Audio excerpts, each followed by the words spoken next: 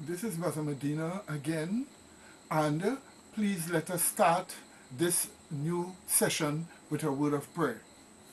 Loving Father, please be with us as we enter into your word. Please help us to speak the truth and nothing but the truth, and bless all our listeners and all our viewers, that they may see the latest things that are going on upon the face of the earth and recognize that their redemption draweth near. Thank you very much, loving Father, for hearing us and being with us at such an hour as this. In Jesus' holy name we pray. Amen.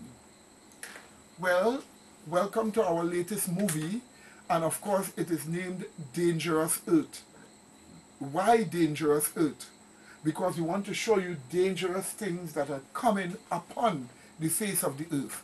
Whether it takes place in heaven, whether it takes place in the sun, the earth is going to be affected. And as a result of that, we want you to see that we are living in dangerous times, the end of this world, when you need to prepare for Jesus' second coming. Let us look at a scripture, a couple of scriptures here first. Scriptures that we are familiar with, but scriptures that explain certain very important things. If we turn to Luke chapter 21, and we look at verse 25 to 28, here is what we are told. I quote, it tells us this: "And there shall be signs in the sun, and in the moon, and in the stars, and upon the earth distress of nations with perplexity, the sea and the waves roaring, and men's hearts failing them for fear, and for looking after those things which are coming on the earth. For the powers of the heaven shall be shaken.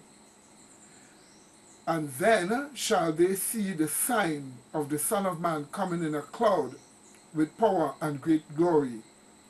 And when these things begin to come to pass, then look up and lift up your heads, for your redemption draweth near." End of quote. So this scripture clearly shows us that there are signs that will take place in the sun, signs that will take place in the moon, and on the earth there will be distress of nations with perplexity. So much problems, so much terrible problems, that humanity seems to be unable to solve those problems. But we are also warned that these signs are signs that the end is near. That's why we are told to look up, for our redemption draweth near. As we get into these series of video clips that we have gotten from the internet, you're going to see evidences that we are living in the closing days of this earth's history, that the end of this world is near, and that we have to prepare for the second coming of Jesus. So pay careful attention as you look at these things. Let them cause you to be resolved in your mind that you're going to serve God in spirit and in truth. In Jesus' holy name we pray. Amen. Well, we start off again in this program with dead animals. We have already seen in the past that quite a lot of animals have been dying all over the world. A lot of fishes in the sea, a lot of birds are falling, cows are dying, pigs are dying, deers are dying, animals are dying all over the world as something strange is going on. We know that this is a sign of the end, but we are going to look at more dead fishes dying in different parts of the earth. Since the last time we spoke about this, much more fishes have died in different parts of the earth. And what we are going to be looking at here are evidences of such a fish kill taking place again as the earth careens towards destruction. Dangerous earth. So let's pay attention to our first set of clips. Laura Feisenmeyer walks the beach and Gulf Shores every morning, but today something caught her eye. When we came down, there started being dead fish. They're everywhere. I mean, you don't have to find them. You can turn around and see them. They're everywhere. Charles Kelly with the Gulf Pier says they're spade fish, and only spade fish. This causes him to worry. The thing is, it's the same kind of fish. It's not a mixture of fish. It's the same fish. It's spade fish, which looks like an angelfish that goes in an aquarium. They just get much larger. But there's just too many of them dying, and of the same species. And that's very unusual. Kelly said they've had reports of these fish washing up along 3 miles of the beaches. Spade fish normally eats jellyfish, and we normally don't have this many around until late summer, but they're all over dead, and we don't know why. Kelly doesn't know where they came from, but this is certainly a first. I've never seen this before. I've been working on the piers. I started off in '95. People on the beach enjoying the sun couldn't help but see these little guys. Something's happening out here. It frightens me. It frightens me as a resident. We finally got people here on the beach. I want them to stay. I don't want our sea life dying. And Feisenmeyer wants an answer. I'm not an expert. I'm just a resident, and I'm just a concerned resident. And I'd like to know what's going on. Kelly says they have taken fish to be tested. Hopefully, they will have the answer Feisenmeyer is looking for. Reporting in Gulf Shores, Paige Malone, Fox 10 News. First, it was 1 million or so dead sardines washing up in Redondo Beach, Florida, California. Well, now more than 1,000 dead fish have been found in a pond in suburban Glen Ellen, Illinois. WGN's Dan Ponce is there with more on this developing story. How weird. Yeah, really unusual, Micah, and a warning that these aren't exactly the prettiest pictures we're going to show you tonight. Take a look at these dead fish washing up along the rocks here. This is called Mary Knoll Pond in Glen Ellen. Hundreds of dead fish are washing up here, and we're trying to figure out exactly what type of fish they are. Neighbors aren't exactly sure. One guy tells me he thinks they're crappie, but isn't exactly for sure. Now, this is a really popular fishing destination. There are catfish here, bass, bluegill, but neighbors a couple days ago noticed all these fish washing up, and needless to say, the smell is not very pleasant here. There is a little bit of a current, and we should say that the pictures that you're looking at here really don't do justice just how many there were. We did take a few pictures about an hour ago. Hopefully you're looking at some of those here. There are thousands of these fish that just washed up really nasty here, and neighbors say they are not sure why these fish have died. I noticed it a couple days ago when the seagulls came by and they started eating, and then as it defrosted, the smell came up, and we finally stopped today and saw a bunch of dead fish just floating up, and we don't know what they are or what's going on with it. It's just, you can smell it for yourself. It's horrible. You sure can smell it. It's a good thing our viewers can't smell it, otherwise I'm certain they would change the channel. Again, this is called Mary Knoll Pond. It's a couple hundred yards east of 355 and slightly west of 53. It's connected by a stream that goes south from Glen Ellen down into Lyle, connecting a couple other dozen ponds just like this. We haven't heard any other reports, but if you know of any other spots where these fish are washing up, do contact us at WGNTV.com. Hopefully we can figure out what's going on. Reporting live from Glen Ellen, Dan Ponce, WGN News. And I'm here to go over our last little bit here of Magnetic Mayhem, my special report on the recent mass deaths of all the animals. I'd like to pick up right where we left off. Now, as I said, mass animal deaths aren't unheard of. In fact, in the last few years, it's almost seemed common, just not so many at once.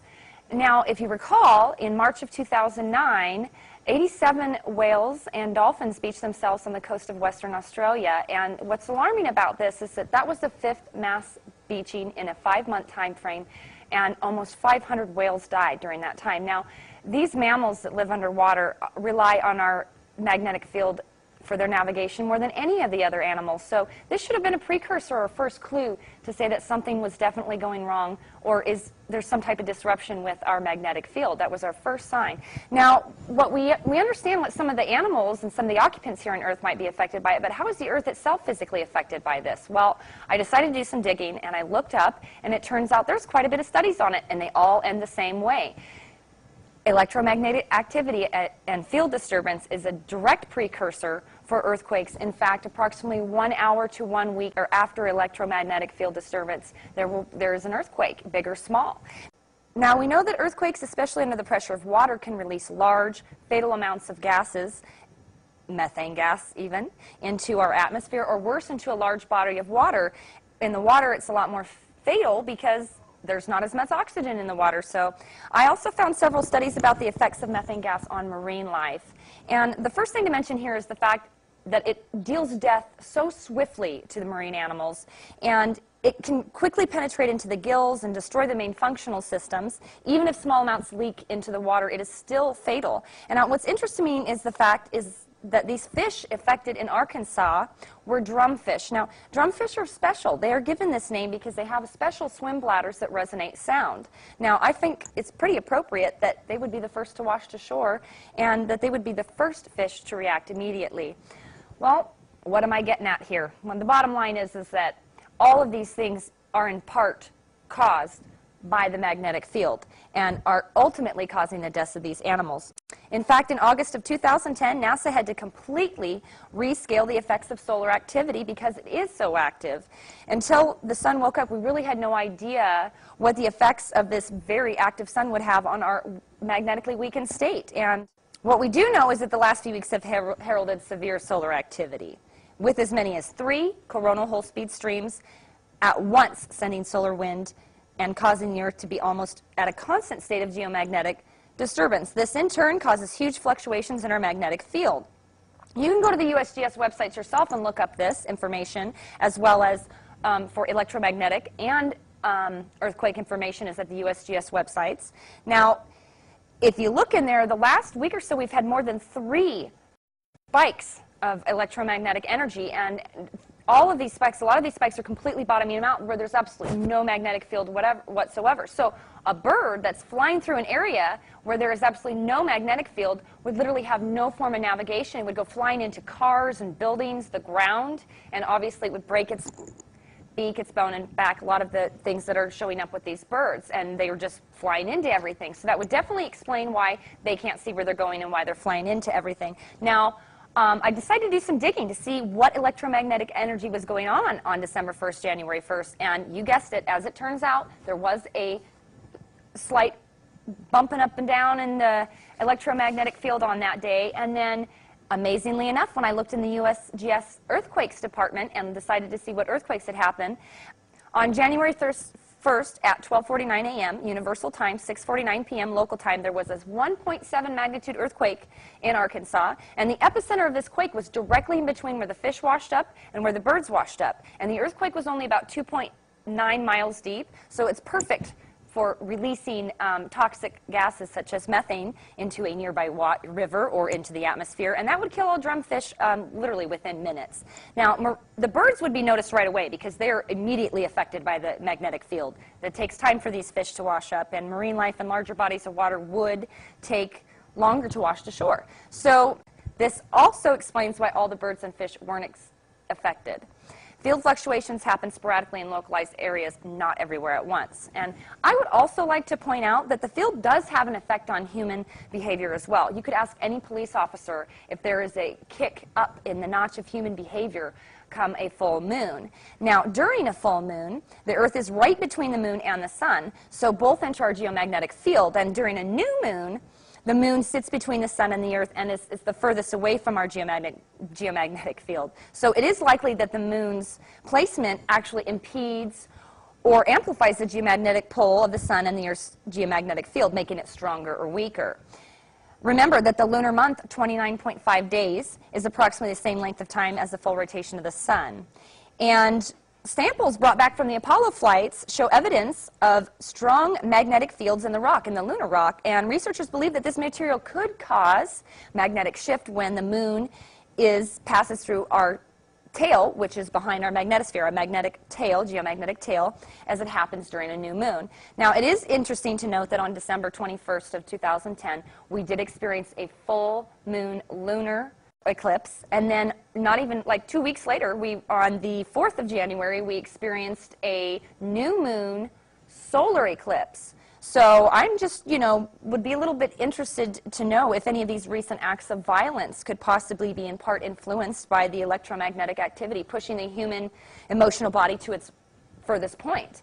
It isn't my intention today here to put any state of fear in anyone. In fact, please don't go out in your yards and pitch up those aluminum foil tents. That's not what this is about. I want to encourage awareness in people, and I want you to have your own theories and your own opinions, and I don't want you just to adopt mine. What I'd really like you to do is to go out there, investigate for yourself, and see if this is the case, and have your own opinions outside of the mainstream media based on solid facts and information, facts which I got at the NASA Science News, I got at the USGS websites, our SDO websites, NOAA websites, and many others as well. Well, what we are going to be doing now, we want to just take a look at some of the tsunami that struck Japan after the recent 9.0 earthquake that struck the country. You're going to see how horrible it was. Very bad images, very horrible images. Some now presented to us on the internet. And we want you to just get a few images of some of the tsunami that struck Japan, that you're going to see we're living on a dangerous earth and death can come at a moment's notice. We are kind of very sorry for these people here with these tragedies that struck them. And a large amount of the place there are what we call uninhabitable because of the nuclear fallout from the nuclear power plant that took place after the tsunami. But what we want to show you is the terrible floods that struck the place and did much damage to the country. 66 major businesses have gone into bankruptcy in Japan since this earthquake and the tsunami. So pay careful attention to some of the gruesome images of the tsunami in Japan.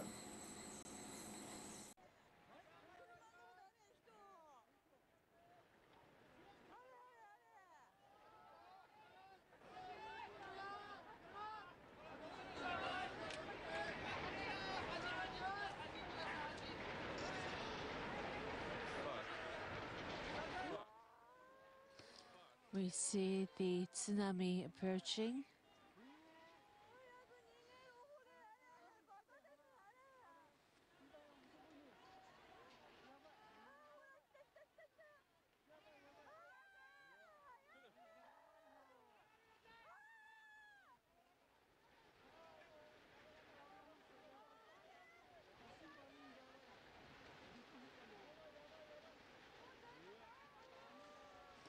Houses are washed away and the tsunami waves come near the high ground. We can see people trying to flee.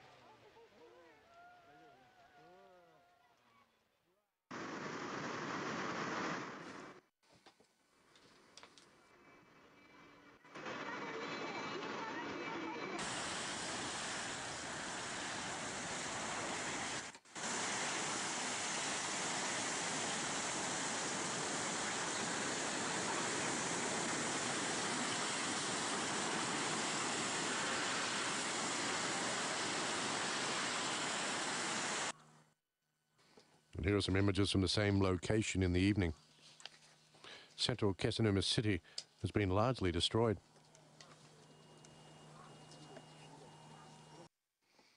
At the time, the hospital had about 100 patients and 40 medical workers. About 2/3 of them are still missing.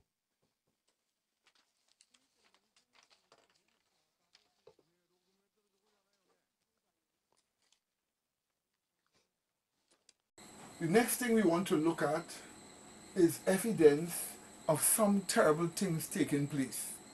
We know that Japan is sinking. We know that Indonesia is sinking by about 20 feet. We know that Japan sank by about or more than 8 feet. And recently, it has been sinking even more and more. Scientists have found these things out.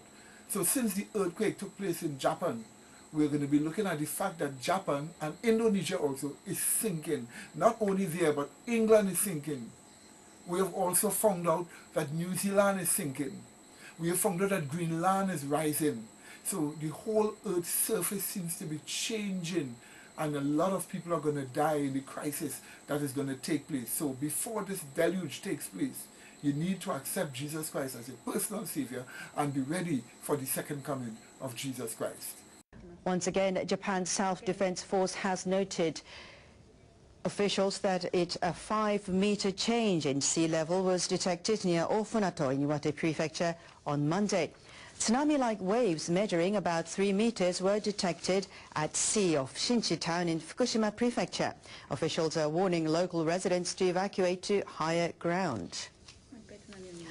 And once again, Japan's Self-Defense Force has notified officials that a 5-meter change in sea level was detected near Ofunato in Iwate Prefecture on Monday. Tsunami-like waves measuring about 3 meters were detected at sea off Shinchi town in Fukushima Prefecture. Officials are warning local residents to evacuate to higher ground. We are giving the update of the latest news on tsunami and earthquake. Japan's Self-Defense Force has noted officials that a 5-meter change in sea level was detected near Ofunato in Iwate Prefecture on Monday. Tsunami-like waves measuring about 3 meters were detected at sea off Shinchi town in Fukushima Prefecture. Officials are warning local residents to evacuate to higher ground. We have the latest on the tsunami and earthquake news, which is that Japan's Self-Defense Force has notified officials a 5-meter change was detected in sea level near Ofunato in Iwate Prefecture on Monday. Tsunami-like waves measuring about 3 meters were detected at sea off Shinchi town in Fukushima Prefecture. Officials are warning local residents to evacuate to higher ground. We are repeating the latest news that we have right now from Japan's Self-Defense Force, that it has noticed officials that a 5-meter change in sea level was detected near Ofunato in Iwate Prefecture on Monday. Tsunami-like waves measuring about 3 meters were detected at sea off Shinchi town in Fukushima Prefecture. Officials are warning local residents to evacuate to higher ground. In Aomori City, in Aomori Prefecture, at 10:46 a.m.,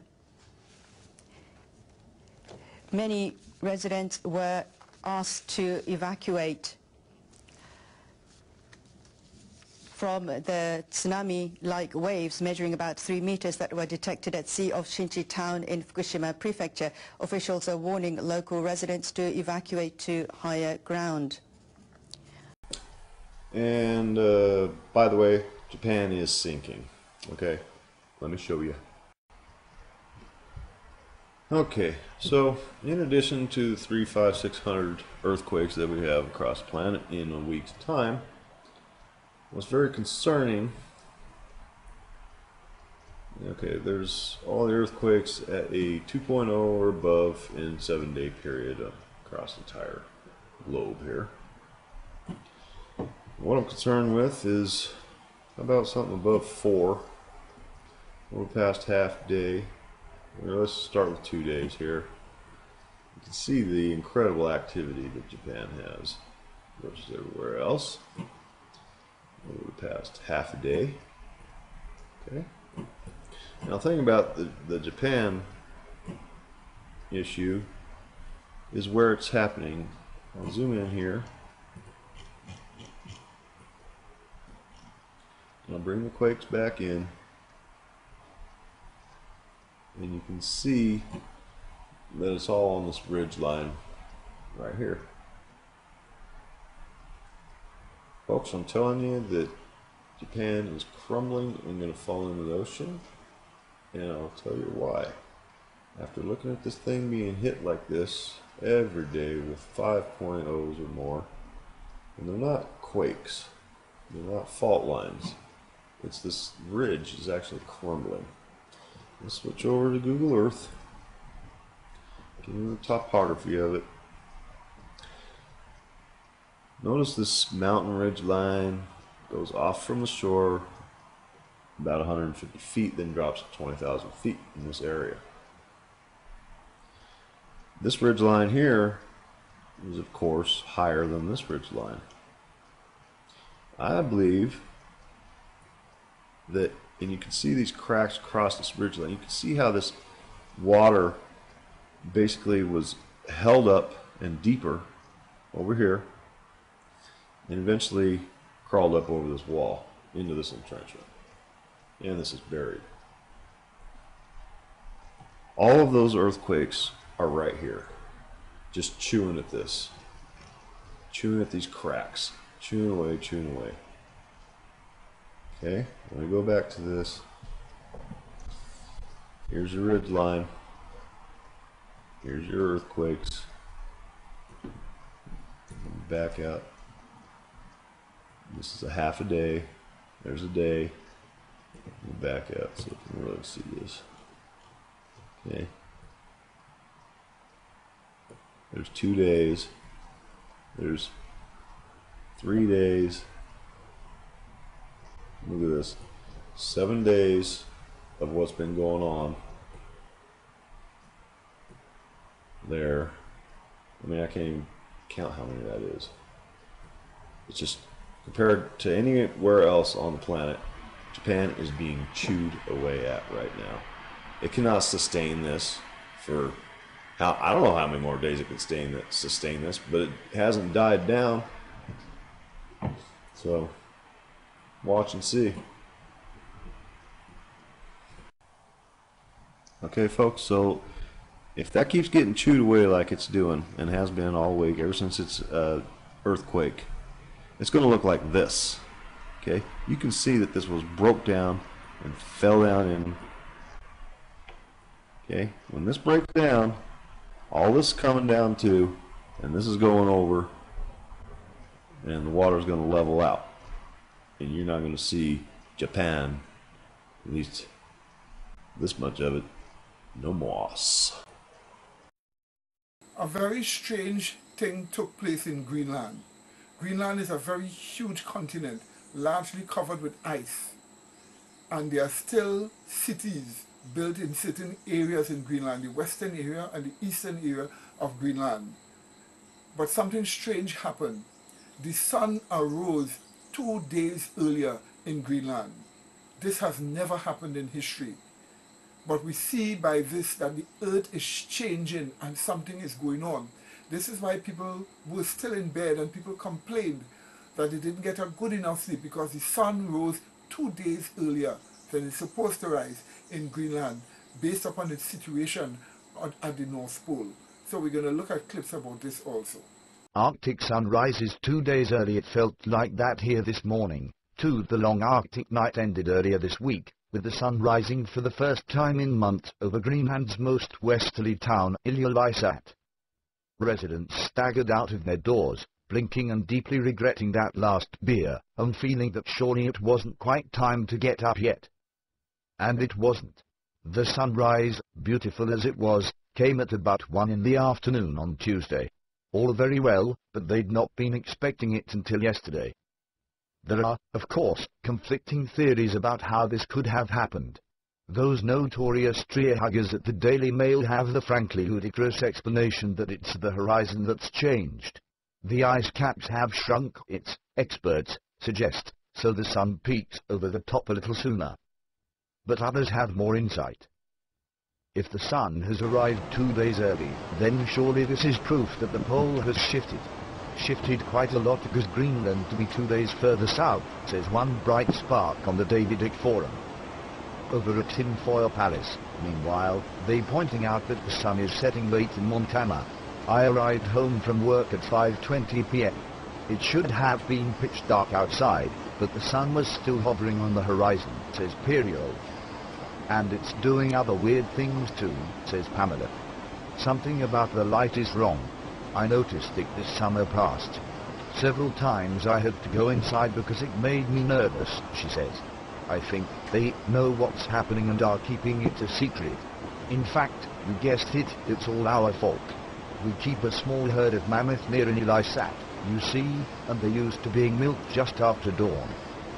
The TechEye secretary's astrolabe was on the blink, and she booked the wrong flights, meaning we'd get there too early. Changing flights is always a bit of a bugger, so we thought it easiest to speed up the Earth's rotation for a bit instead. If you check your sunset against the times in the paper tonight, you'll find we've straightened it out. Another problem we have been having is the problem of extreme weather. Plenty rains falling at a very short space of time.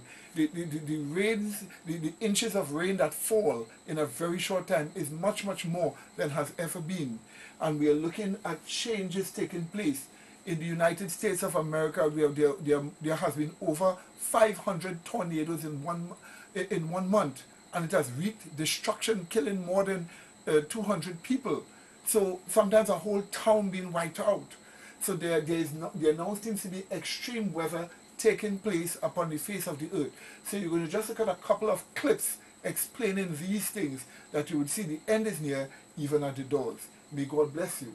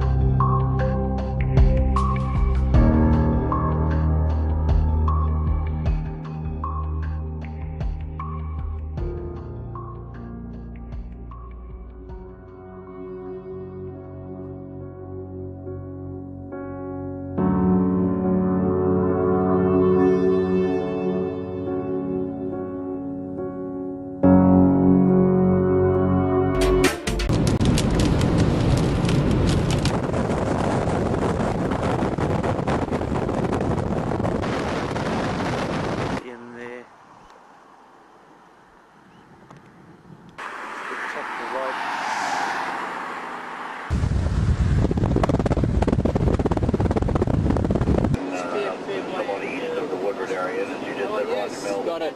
In Dewey County, probably. Look at Canton Lake right up there too, CJ. This would be the Memorial Day weekend. A lot of folks out there camping out there. That's the longest I've ever seen, mate. Got it? Got it? Oh, I got it. I have never seen one that holds that long. Yeah, otherwise, it's pretty light in that door light. No, yes. no windows, nothing. Away for a moment to answer the phone, took 3 calls. Power outages in 5 different areas around the Just here, just in the field. Just south of which. Want to take that one?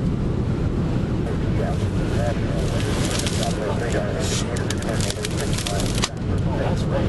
That's right.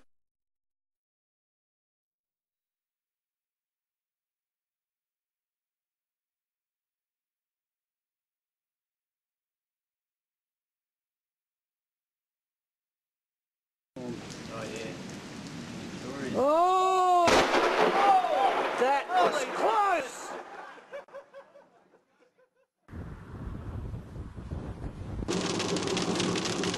Oh!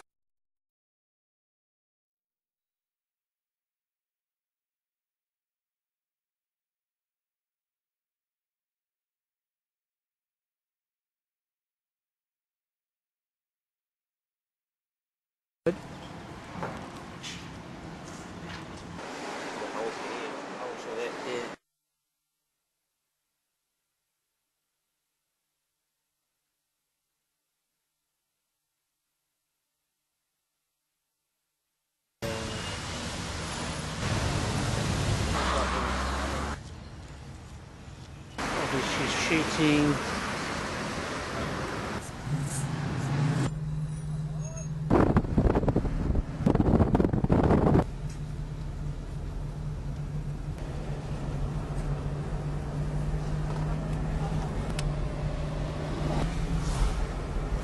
Yeah.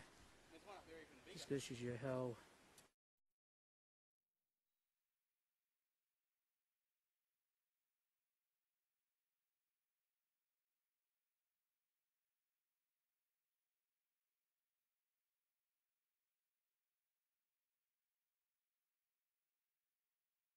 The next thing we are looking at is the fact that something very strange happened in Germany.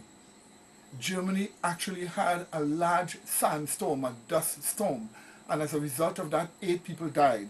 We asked ourselves the question, when has this ever happened in the history of Europe? But now we are seeing things are changing so much that a dust storm, a sandstorm came and killed a lot of people in Germany, and we're looking at that. And also we're going to look at a terrible sandstorm taking place in Australia of all places. This sandstorm is so huge and so big, driving into it makes the place get dark that you can't even see right in front of you. And this is signs that the earth is being destroyed. That is why God says he's going to destroy those who destroy the earth. But we want you to see video footage of these phenomena taking place for the very first time. Ausnahmezustand am Freitag auf der A19 bei Karwelstorf in der Nähe von Rostock. Bis zu 50 Fahrzeuge waren dort nach Polizeiangaben in eine Massenkarambolage verwickelt, darunter auch ein Tanklastzug. Es gab mehrere Tote und zahlreiche Schwerverletzte. Vermutlich hatte ein ungewöhnliches Wetterphänomen die Unfallserie ausgelöst. Augenzeugen zufolge wirbelten orkanartige Böen Unmengen von Sand auf. Es habe sich ein tornadoartiger Sandsturm entwickelt, hieß es. Die Sichtweiten hätten weniger als 1 Meter betragen. Infolgedessen kam es in beiden Fahrtrichtungen zu zahlreichen schweren Unfällen. Mehrere Fahrzeuge sollen in Brand geraten sein. Die Rettungskräfte waren mit einem Großaufgebot vor Ort. Es wurde Katastrophenalarm ausgelöst. Unter anderem sind auch mehrere Rettungshubschrauber vor Ort.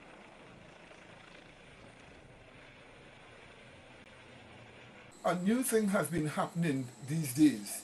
We have a large amount of hailstones falling in different parts of the world. This has become a common phenomenon now. Whereas it was very rare before, now it is becoming common. And sometimes we have hailstones as large as golf balls, sometimes large as a normal flannel ball, and sometimes a bit larger, like grapefruits. but we have had huge hailstones falling all over the earth in certain places. And so we see a sign of the end, because the Bible tells us that the seventh plague will be hailstones the weight of a talent or 50 pounds. So the weight of 50 pounds. So we're going to be looking at this again in different areas on these clips.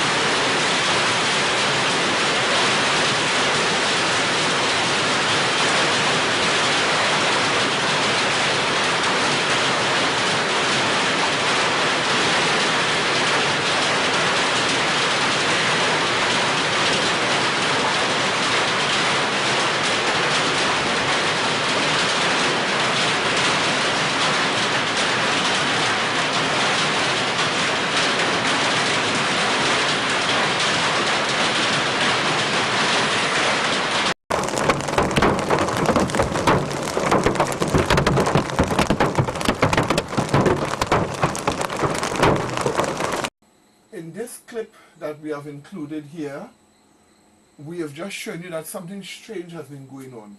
Apparently the government has been spraying chemicals in the sky, and these chemicals have interfered with people's health a lot in the United States of America and wherever they have been. They call it chemtrails. And so you will see a whole town of people get sick with vomiting. You're going to see people explain what has happened to them, as a whole town has gotten sick and people have vomited from some of these horrible things. So we want you to see these things for yourself as you pay attention to this next clip. There are massive disasters happening on any given day along the Gulf. Actually, we have Dr. Ricky Ott, the marine biologist from Alaska and Exxon Valdez survivor, is going around cataloging the human impact, how basically rashes and other health-related problems related to the dispersants are becoming commonplace across the Gulf Coast. People are very, very sick.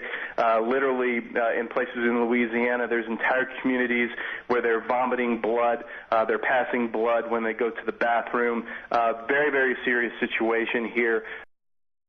I understand that you're not feeling well, and that there are quite a few others just like you that are, seem to be having symptoms. We had went away to Orlando. We all felt fine when we were gone. When we came back, we all started getting sick. It first started with my mother, then myself and my husband and my 10-year-old, along with the guy from the Boston Labs that had come down here to take samples from the beach. We had went down to the beach, and I told my 10-year-old I didn't want him down there. He had rode his bike. I told him I didn't want him down there. I didn't feel that it was safe. I told him to come on home. So we proceed down the beach, and all of a sudden we walk through, not that you've seen anything, but it's like we walk through a acid cloud. It smelled like muriatic acid and burnt power steering fluid, and it took your breath. Wow. All of a sudden, my feet start burning, my throat starts burning, our eyes start burning, we start coughing. We get home, my 10-year-old is sitting in the room screaming that his throat was on fire. That was Friday evening at around 7 o'clock. Saturday morning, when my husband and Noah woke up, neither one of them could breathe. Saturday morning, the child's nose just starts gushing blood everywhere. He has never had a nosebleed in his 10 years of life, ever had a nosebleed. He still can't go outside and play. He's still winded. His throat still burns. Bub and I, both, your throat burns. I have blisters all in my mouth and in the back of my throat. Our eyes have been messed up and blurry. Headaches, body aches. You just feel like every ounce of energy that you have has just been drained from you. My left arm, my hand, my left foot goes completely numb. My joints are starting to get sore and achy. I went to the doctors last week, and I explained to her she lives in a fishing community as well, and I told her about my sinuses and my throat, and she said it's very well the spray. They're not offering the testing.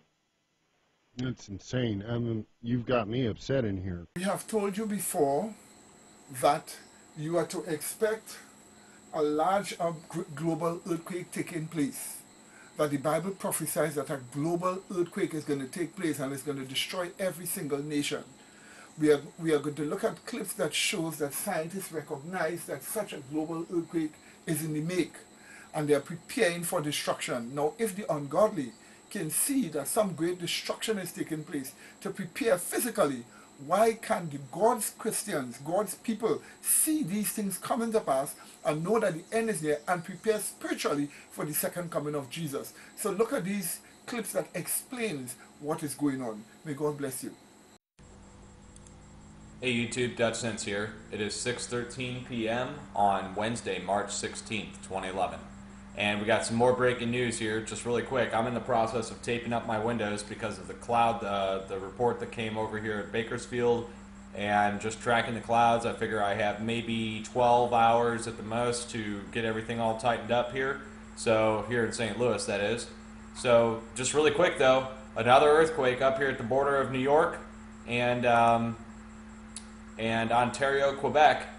And it looks like Sam F 2000 was right for wanting to get out of there because they've just had two back-to-back 4.3, 3.7s. And then I just want to also show you North and South Carolina, 2.3s, right directly, literally due west. In Greenbrier, they had a 1.9, and then up here in Yellowstone, guys, I called it yesterday, but 3.0 and a 2.5 just now. And then we had a series of similar earthquakes, which is not a good sign in California, throughout the entire state. 2.1s, 2.1, 2.2 and a 2.6 back to back on top of each other. You can't see them all. 2.1, 1.5, 1.5, 2.2. Las Vegas, 2.1. So it's starting to go, guys. It's starting to show some signs of activity. We knew this was going to happen, but I wasn't expecting it to happen so quickly. So there you have it, guys. Keep an eye on all this. I'm in the process of taping it all up, taping up the windows and stuff, and I will do more as more becomes available. But just keep your eye out on the Pacific Northwest, up near Yellowstone, and now on the Northeast, up near New York. Good evening. It's March 31st. This is Alicia Saratani with your World in Review. Now, just when you thought you had problems that nobody understood, wait till you hear about the Earth.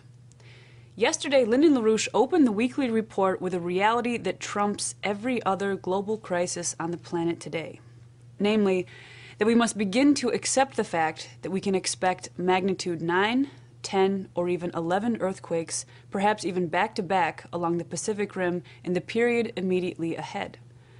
Now, that's a serious situation, and the immediate reference point obviously is what has most recently happened in Japan with the magnitude 9 earthquake and subsequent tsunami that has claimed the lives, as of today, of 11,438 people, with 16,541 people still missing. Now, because we do know something about the pattern of earthquakes currently blazing a path across the Pacific Rim and heading for the west coast of the United States, the question of how the U.S. is prepared to handle a magnitude 9 or higher quake is the immediate problem at hand. However, what we will go through tonight is that the greatest national security threat that we face in the immediate days and weeks ahead is actually not the still unknown scientific principles responsible for the upcoming period of galactic and solar violence. Our greatest threat now is that we have a president and an administration who is working quickly to strip us of the ability to make those breakthroughs so that when the inevitable magnitude 9 or higher earthquake strikes the United States, they can run under the cover of simply not having been able to detect it. Now, the mobilization that the U.S. presidency and the U.S. presidency alone is uniquely capable of launching would involve the coordination and execution of U.S. institutions like the Army Corps of Engineers, the Department of Defense, the USGS, FEMA, and NASA. So it makes sense that these and other U.S. government outfits are the ones publishing the reports about the nation's underpreparedness. In testimony before the House Armed Services Committee, Navy Admiral James Winnefeld, commander of the U.S. Northern Command, said that the U.S. must do more to prepare for natural disasters on the scale of the recent earthquake and tsunami in Japan, and that he has been working to achieve unity of command and control over the state and federal military forces that might respond together in the wake of a disaster. When you're talking about a unity of command, that discussion doesn't start by slashing different agencies or slashing interagency funding, because to mobilize effectively, you're dealing with multiple agencies mobilizing against a single threat. In a speech delivered yesterday by FEMA Administrator Craig Fugate before the Congress, he outlined that as many as 29 separate government agencies can be involved in a single emergency mobilization. He said, "This support ranges from heavy lift helicopters from the Department of Defense to generators from the U.S. Army Corps of Engineers to disaster medical assistance teams from the Department of Health and Human Services and emergency road clearing teams from the U.S. Forest Service. These pre-scripted mission assignments drive a more rapid and responsive delivery to federal support to states, communities, and tribes." Also, a report published by the National Research Council, another advisory body to the U.S. government, made the glaring point that the United States is simply not prepared for anything above a magnitude 7 quake.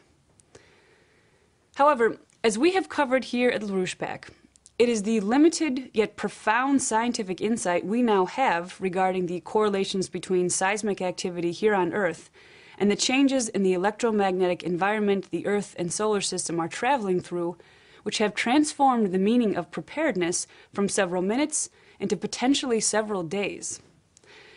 Now, over the past week, LPAC has featured the work of many of the different satellites around the world whose data, when coordinated, provides man with an extrasensory picture of the relationships between many of the extraterrestrial factors of life here on Earth. The most stunning case we have, although there are many, is the work of NASA's Destiny satellite. Not because its data is exceptionally unique, but because this particular case puts Obama and his buddy John Holdren in a particularly damning situation.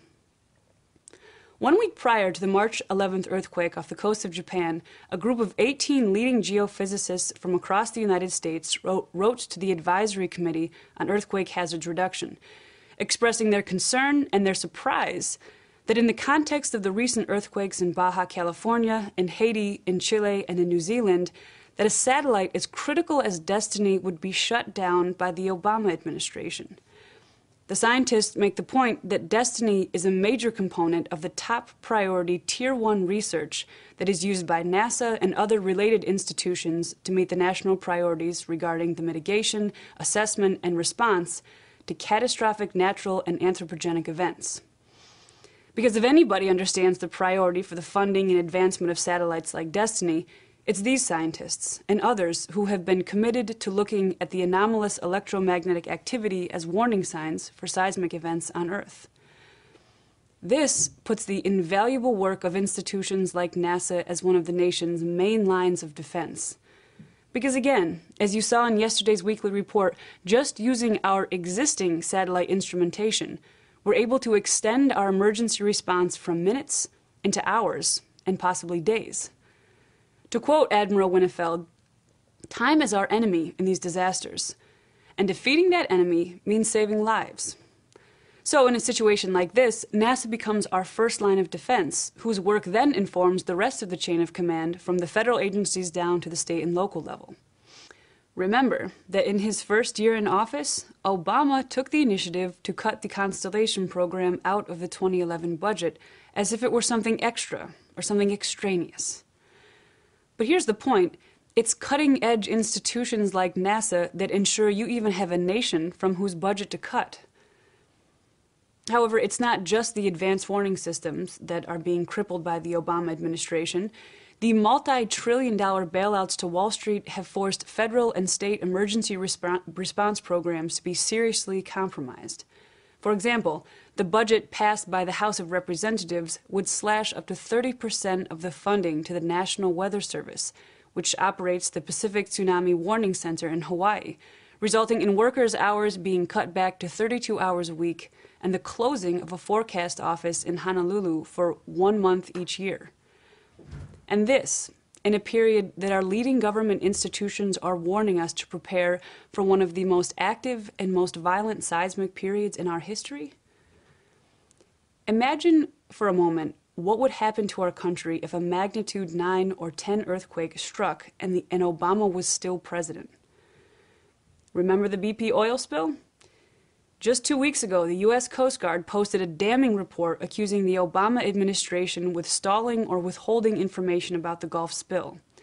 The report says that the administration severely restricted the release of timely, accurate information about the spill, which prevented timely and effective crisis communications and hindered the Coast Guard's ability, and that the information centers established by the Coast Guard with the pre-approved disaster plans were effectively muted during the crisis. Or how about Haiti? Despite the fact that the French Demeter satellite showed anomalous increases in various electromagnetic waves in the quake area for about a month prior to the event, a magnitude 7 earthquake struck the island nation, and when it came time for U.S. response, Obama defied the advice of senior U.S. intelligence officials, including Lyndon LaRouche, to evacuate hundreds of thousands of Haitians to higher ground before the April-October heavy rain and hurricane season struck the island. In both situations, U.S. forces were willing and available for emergency mobilization, but our president had a different agenda. He was out to lunch without a head. And since then, nobody with the authority to do so has removed him from office using the 4th section of the 25th Amendment. Because frankly, our U.S. government is only valuable to its people to the degree that it can mobilize itself in a period of crisis like this to protect and defend its people. The way the United States has responded in the recent period to natural and man-made disasters, or rendered itself ill-prepared for the threat of serious earthquake activity now, is not a reflection of the U.S. government per se. Under a wartime mobilization, we could meet the challenge. The way we are currently operating and putting our citizens at risk is the reflection of a fascist president and the cowardice of those who tolerate his behavior in the face of a major crisis for mankind. That's all for your World in Review. Mark your calendars for an April 19th webcast with Lyndon LaRouche. That's all for tonight. Signing off, this is Alicia Sertani. Hello again. What we are looking at this time is something strange that has happened. You know that there was a terrible oil spill in the Gulf of Mexico. A large amount of oil spilled way down below the ocean floor. Now there is something called the Gulf Stream, which is a Gulf current, and this current loops through the Gulf and creates a current going way around the world. It connects with other currents and go way around the world. If you break the Gulf current, you're going to affect the other currents that goes around the world in the ocean, and that has a lot to do with the heat and the cold that nations feel from the sea. The shocking thing about it is that the Gulf current is now dead. The Gulf Stream current is now dead. The loop current there is now destroyed. It has been destroyed through the amount of oil that has been poured out at the ocean floor. And scientists have discovered that. So you're going to look at what the scientists explain about those things in a few clips and pay careful attention, that you will see how this world has now changed and that we are coming to the end of this Earth's history. Yes, my dear people, we are living on a dangerous Earth. And this is what this is meant to show you. So pay attention. Hi folks, I don't want to be a fearmonger by titling this little post the way I have, but it's significant information, it's interesting, and you need to know about it, so I did this to get your attention. There's an article posted today, a paper written by the National Institute for Nuclear Physics, the Italian National Institute for Nuclear Physics, in conjunction with a number of other agencies, such as the Colorado Center for Astrodynamic Research. It's hard science, scientists. This is not conspiracy theory stuff. This is all hard science data, and there has been a relatively recent significant anomaly which will be of interest to you. The graphic we're looking at is from the article, from the paper, and over on the left you'll see the loop current. Okay, you've all probably heard about the loop current at this point. The loop current, warm water comes up into the Gulf of Mexico, makes its way around the tip of Florida, and moves its way across the Atlantic to the North Sea, keeps Europe nice and warm, relatively speaking, keeps Reykjavik a great party town. In other words, keeps these countries livable and not, say, under 3 miles of ice, like most of the Midwest United States was, as recent as 10,000 years ago. Which brings up a point. People have talked a lot about global warming, which has now changed to climate change, whether you believe it or not. What is a fact is ice ages have existed. There's plenty of historic precedent for them. They've been studied in depth. And when ice ages start, scientists have speculated that the trigger mechanism, the tipping point, the event horizon, whatever you want to call it, occurs when the global conveyor belt, the loop current, stops functioning. Okay, and once you reach that point, there's some event horizon beyond which you have ice age that lasts for millennia, and the transition period is often very abrupt, you know, within a couple years or so. Anyway, scientists studying the data, the altimetry, particularly of the Gulf here, which shows the current flows, the temperature of the water. If you notice on the left here, there's a nice loop current. Over on the right, which represents a month and a half later, you'll notice that there is a clockwise eddy right in the middle of the Gulf, and that it has dislocated itself completely from the lower current band. Again, in studying this, the data for years, this is an anomaly. This is unprecedented. This is a significant event. What it is, what you're looking at, is the breakage of the loop current. Okay? Now, whether this is just beginning and this is a temporary phenomena, or whether this is a permanent fracture, who knows? Speculation as to cause, well, this article would tend to point to the little star that's all the way up in the top, which is the Deep Horizon well, and the millions and millions of oil which have flowed into the Gulf. Whatever the cause is, the important thing to note here is, again, these are not conspiracy theorists. These are not people trying to save your soul because they believe it's end of times. These are scientists studying hard data. This is a significant event, and what it portends, well, you should read this article. It's going to, this paper is going to be linked below. But the BP oil spill may cause an irreparable damage to the Gulf Stream global climate thermoregulation activity. In other words, ice age. No joke. I really don't know how to follow this up other than to say do the research, and thank you to Andrew for pointing this paper out to me. Very interesting, and it's talk about not being a fearmonger. This is the scariest thing I've seen yet, because these are real scientists pointing to an actual event which is still at this very moment occurring and apparently worsening. Take care. Also, my dear people, we want you to recognize another strange thing that has been happening over the earth. China recently saw 2 suns. That's correct. 2 suns in the sky. They got actual video footage of it, and it was shown on television. It was also seen in different places of the 2 suns. Now, we do not expect 2 literal suns to be there in heaven, but some strange phenomena is going on while we are seeing 2 suns in different parts of the earth. So we want you to pay careful attention to this video clippings that is going to show you the phenomenon of two suns. We do not know what it is, but we know it is a sign of the end.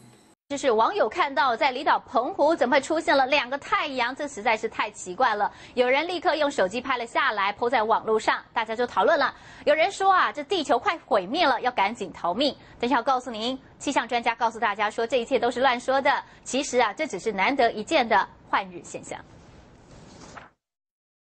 2个太阳是有没有看错啊？有网友在网站的留言板上写着标题：“今天我朋友去海堤跑步时拍到的。”内文就是这张在澎湖拍到2个太阳的照片，引发了网友的广大讨论。有人说有2个太阳，难怪这澎湖紫外线特别强，夏天也特别热。但也有人大叫见鬼了，还有人说地球要爆炸了，快点逃到太空去。当然也有人怀疑照片造假，质疑是不是 iPhone 特效功能拍的，甚至连马公气象站的主任看到了都啧啧称奇。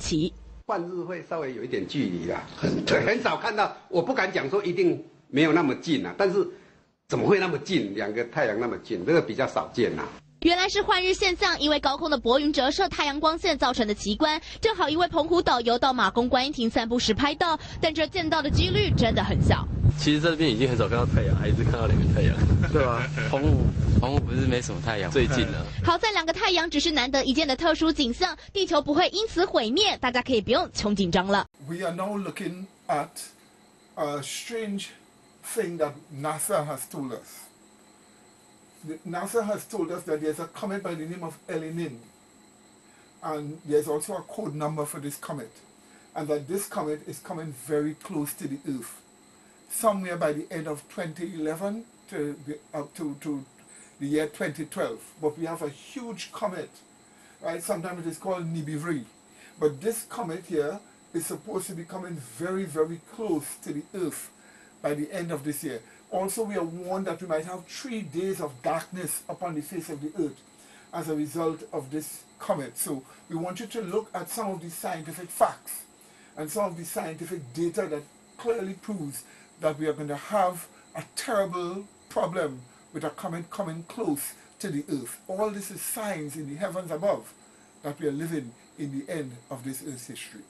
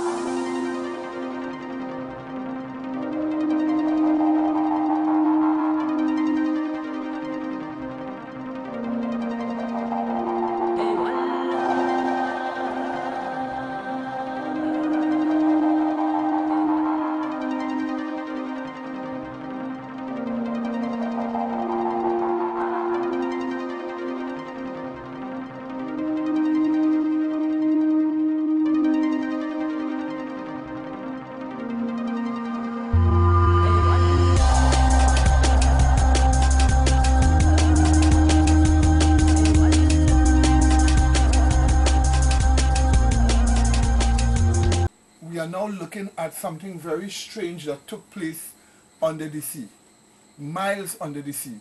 You must know that scientists have cameras placed on the sea floor bed, which shows things that are taking place on the sea floor. You're going to observe that the sea floor is rising and dropping like if it is a living thing. It simply means that something terrible is taking place below the earth, but it is taking place below the sea. So you're going to see the sea floor rising and then going down. Scientists do not know what it is. They do not know if it is methane gas pushing up the soil and then bringing it back down. But we are going to see what they found out here, a very strange thing that took place. But it is a sign for us that things are no longer the same as it was before. Changes are taking place upon the face of the earth, and it's going to bring about the end of this world. And that's why you need to prepare for the second coming of Jesus. So pay careful attention to these clips. Be patient and observe the rising that takes place on the sea floor. May God bless you as you learn some serious lessons over this. This is my third video today. There's some extreme activity on the seafloor. You guys gotta watch this. It's just insane. Watch the floor rising, then collapsing.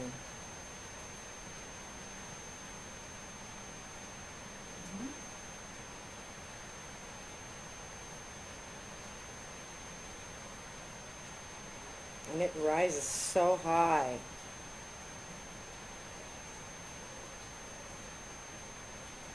It's crazy.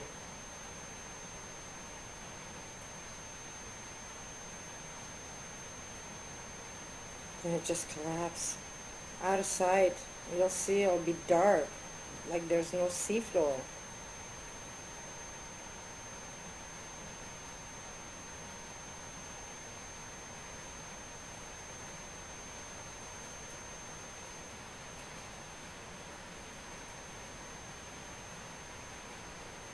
Look in the background. Where did the seafloor go?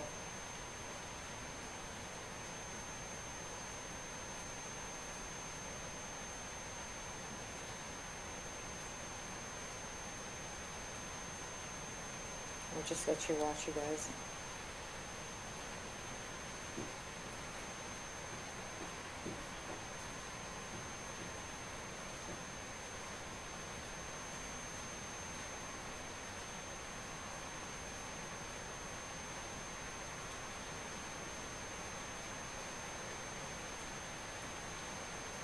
Those bubbles and tar balls? I'm not sure. That's extreme activity.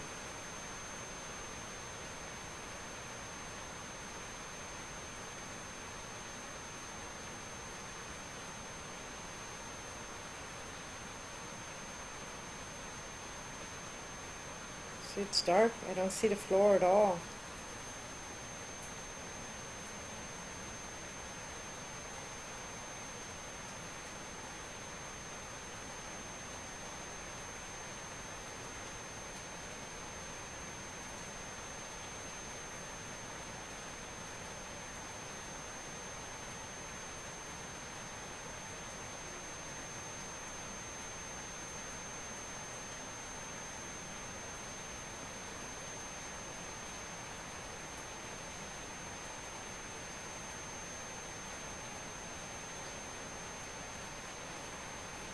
I've seen the seafloor rising in another video, but nothing is as extreme as this. This was just like a big, huge bubble, and it just collapsed.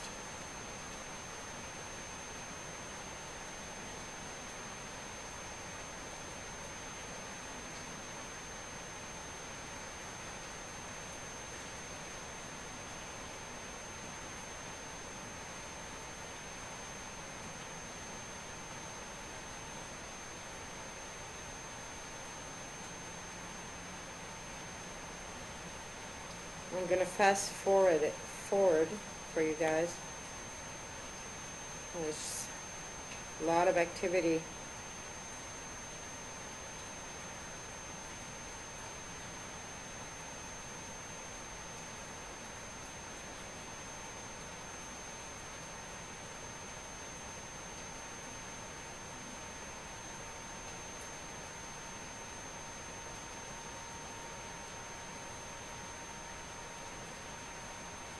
Have you noticed how big the blobs are now? They're much bigger than they used to be.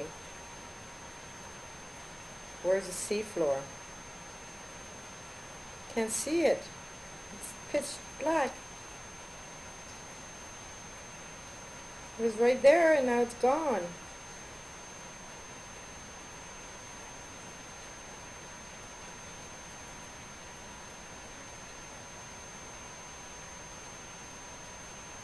Okay, I'm going to fast forward it because I don't have that much time.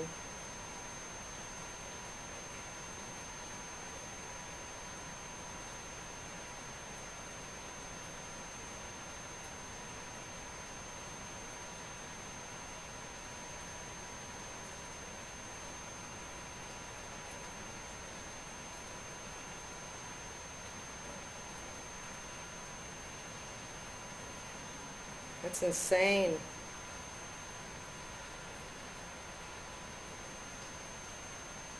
Okay guys, I'm going to keep a watch on the live feed, and if I see anything else, I'll tape it for you. Okay, thanks a lot. We are now looking at polar shift. There apparently is a polar shift going on in the earth, a very terrible polar shift that scientists can see now, that when you put your instruments are moving in such a way to clearly show that there's a change going on in the poles. Apparently where is the North Pole is changing as the earth seems to be going through some strange kind of a change. Now we cannot explain everything scientifically because the scientists themselves don't know. But we do know that this is a sign on the earth where terrible things are happening. And it clearly shows us that we are living in dangerous times, that we are living on a dangerous earth where people can die at very short notice. So pay careful attention to these evidences you're going to get from these video clips about the polar shift that is currently going on. Coming in the opposite direction, you're flying into 19 right, coming down to the south. Well, this is the airport configuration at Tampa Airport. These used to be 0. And the top ones used to be 1/8, as in 180 degrees and 0 degrees. Well, this is all changing. And by the way, Reagan National just did this a few years ago. Minneapolis did it about 10 or 15 years ago. This is all because magnetic north is on the move, my friends. And since about 1831, they've been tracking this. And they literally go up there, explorers do, with planes. And then they get up there basically with a magnetic compass and try to figure out where the magnetic north is. And it's been on the move 1948, 1972, getting a little bit closer to true north as we go on, and 2001, moving now at anywhere from 25 to about 40 miles per year. And all of this, by the way, is because the inner core of the Earth is basically iron. We've got solid iron in the inner core. That spins at a slightly different rate than the Earth outside of it. And then you've got this liquid outer core. Because that's liquid and because it's metal, it has a charge to it, and that constant motion of the liquid will actually change the magnetic field of the Earth. And a lot of scientists think that we may actually see a flip where the North Pole would be on the South Pole. And pole shift. So, interesting stuff. You don't really have to worry about it too much if you have a GPS, because that obviously is determined by satellites. But if you are going old school on me, right, and you're going up to the North Georgia mountains, oh boy, and you got your compass out, you have to take into account your deviation, and which changes. Like in Atlanta, it's about 4 degrees difference between regular north and magnetic. I was never good with a compass, and I was never good with GPS. Yeah. I'm just hosed when it comes to directions. We'll get you the talking navigation. I need like that magnetic field to just kind of move me in the right direction. Make a left here, in 200 yards, make a right. Yeah, I get on the phone. How do I get there? I write it down. Be sure that your pilots know where they're going. That's it's all. Pretty interesting stuff, though. It's pretty cool. Fascinating. Thanks, Rob. No, it's not. In these video clips that we're going to show you, something strange has been happening around the sun. NASA scientists found certain large objects around the sun. Objects that are large like planets almost as large as Jupiter. And nobody knows what it is all about. The scientists cannot explain what it is all about. They just know it is a very strange thing, but they have found huge objects floating very close to the sun, around the sun. This is a sign of the end, because we have signs in the sun. So whatever those objects are, we do not know, but we know it is a strange phenomenon, and when we see this, we see it as a sign of the end. So pay close attention to what you're going to be seeing. As you look very close to where you see the sun is coming, the flames are coming off from the sun, you're going to see certain objects that are going to point out that were not there and now is there around the sun. So pay careful attention.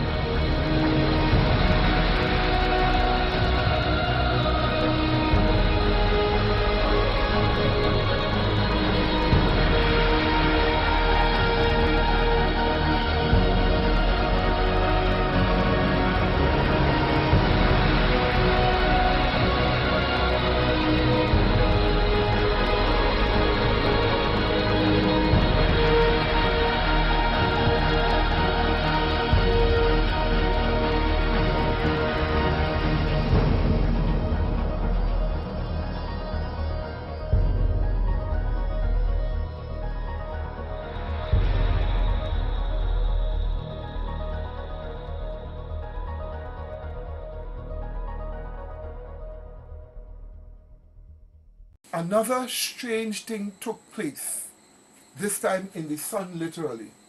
We know that not only does the planets rotate around the sun, but the sun itself rotates. Recently, something very strange happened. The sun made a 360-degree rotation in roughly about 8 hours or less. Scientists cannot explain why this happened, but it is almost as if something hit the sun and pushed it to turn around. So you're going to see a footage here, and this footage is going to give you actual NASA pictures, actual scientific pictures of the sun, and the sun suddenly making a 360-degree flip. You're going to see the dates at the side, and you're going to see an object at the side of the sun, one of those strange objects that nobody knows what it is, and you will see the sun is spinning and the object still remains where it is, as the sun makes a sudden 360-degree spin. Something is going on, my dear people.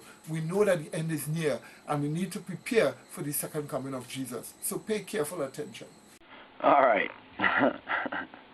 Check this out.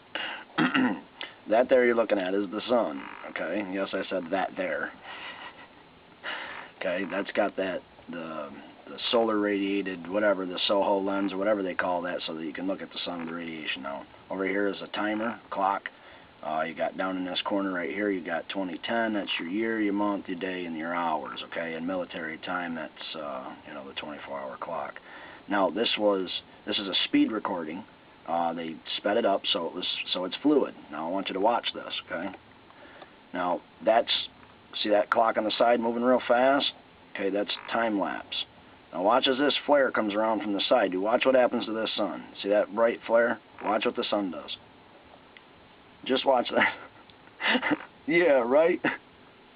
You know, am I crazy? Right? No, I'm not crazy. Hold on a second. We'll watch that again. Alright, you ready? Here we go. Let's watch it again. Here it comes. Yeah, right? I can't even help it. Alright, let's go through this real quick. This is why this is important to look at. Alright, you see that flare that was right over here on the side that came around? Okay, that never moved.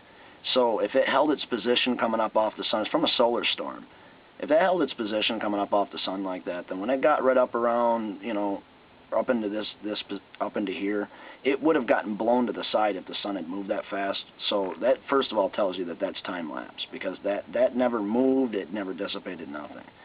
Now, here's the kicker.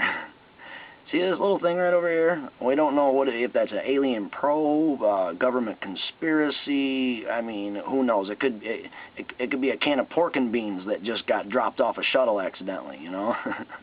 All right, watch that spot. This is where it'll really get you.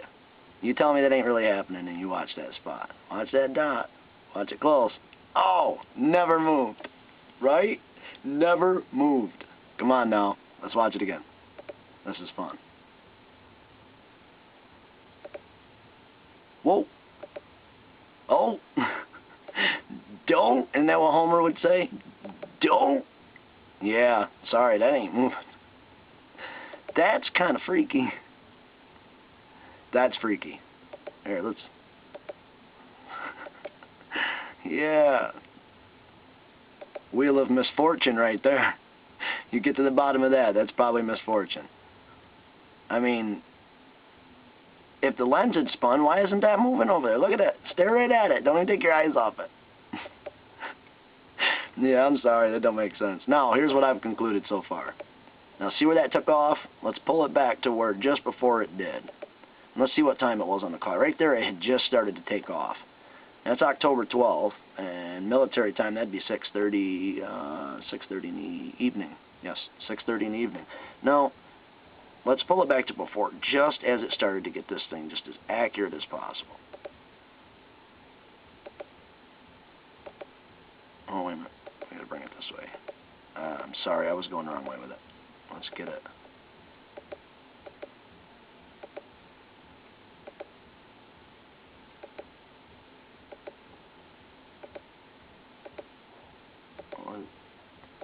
Oh, obviously I was going really the wrong way with it. Here we go.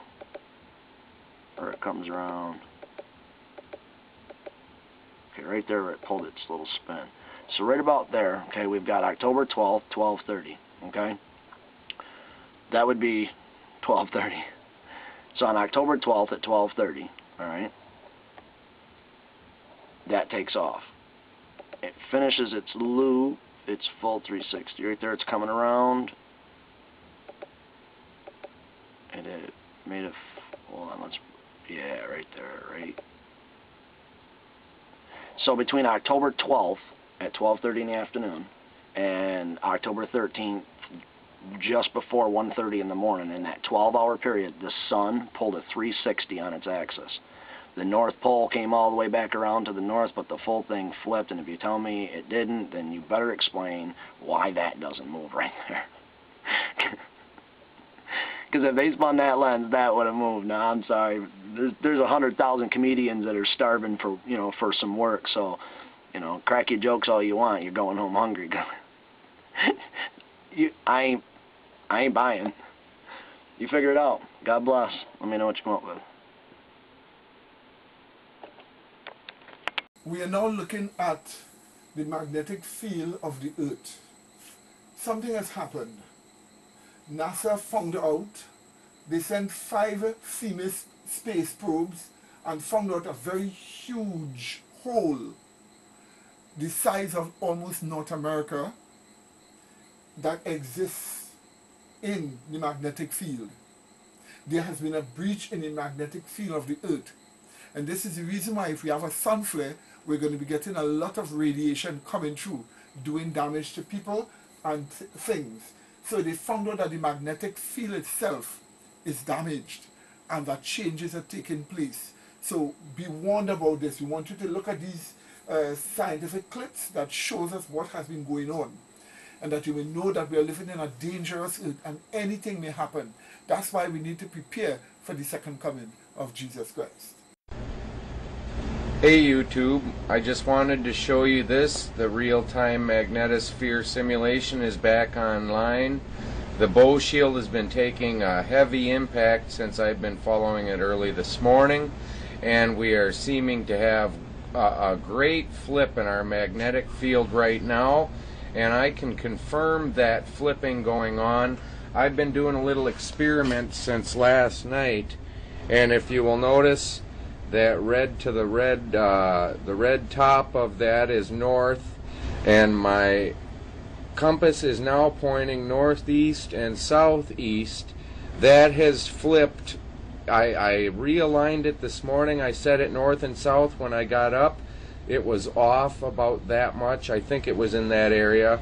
So I realigned it back up with north and south, and then just came back down here after dinner, and there it is switched over to that area there, running northeast and southeast on there, and then again it is confirmed right there, showing the magnetic field flipping going on right there. I'll scroll down while we're here real quick, and it shows a real heavy impact. I would assume we've been taking that all along. This has been down since the 14th. It came on late last night as far as I'm aware of. But again, we're having some magnetic field fluctuation, and I'm seeing it real time on the compass. God bless, be well, and breathe safe, clean air.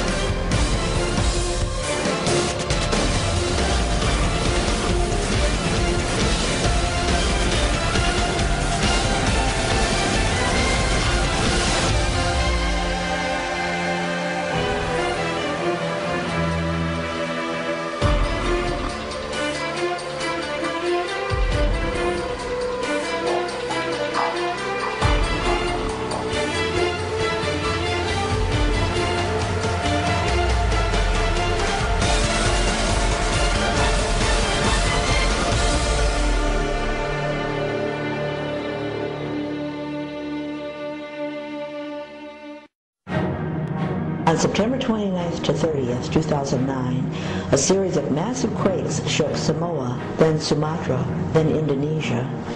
Even with the USG over the magnitude of these quakes, it was obvious something had caused this onslaught. Simultaneous to the quakes, the Earth's magnetosphere lost its south pole. What happened? Following this moment when the south pole of Earth seemed to be missing, twisting of the Earth's magnetosphere began and became more obvious.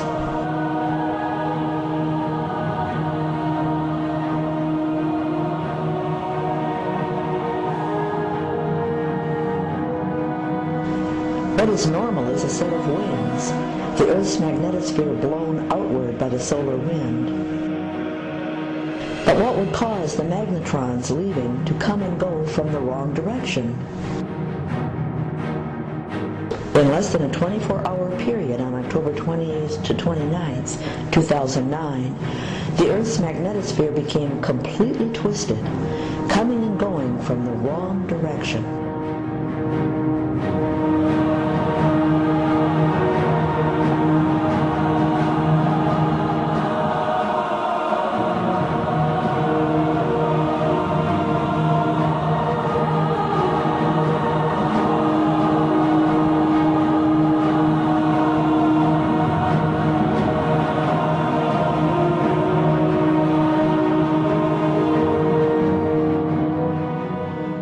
Another thing we are looking at is the fact that they are expecting, scientists tell us they are expecting terrible sun flares to shoot out from the sun and to reach the earth. But such sun flare is so terrible that it's going to create terrible havoc upon the face of the earth. Now whether it happens or not is another question.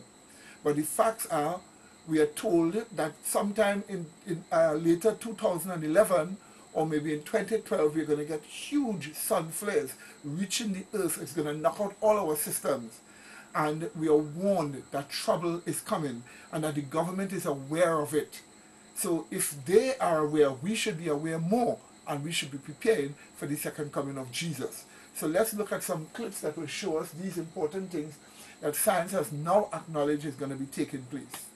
The idea here is a massive burst of energy from the sun called a solar storm. And there's a couple different ways these things can happen. One of them involves basically a magnetic field, and what ultimately happens is a whole burst of light can shoot out, causing some problems. The even bigger ones that are solar storms, what they can do is even more. In addition to a burst of light, they can send out this massive junk, basically sun plasma, which can affect a lot of things. What can it affect? Well, first of all, think about what our world is doing today. We use satellites for almost everything. Our medical technology is linked to this. Our navigation systems for our airlines are connected to this. Communication systems, emergency communication systems, TV, internet, so many things use these satellites. If they're damaged, that can cause them some massive economic damage. As Kira was just saying, some experts saying 20 times beyond what Katrina faces, but it doesn't end there. If there were an electromagnetic problem, a real burst from the sun, that can affect us all the way down here on Earth. It can actually knock out some electric grids, as some smaller storms have done in the past. So what scientists are doing today is talking about what can be changed to watch out for this. Let's go to this video. I want you to see this.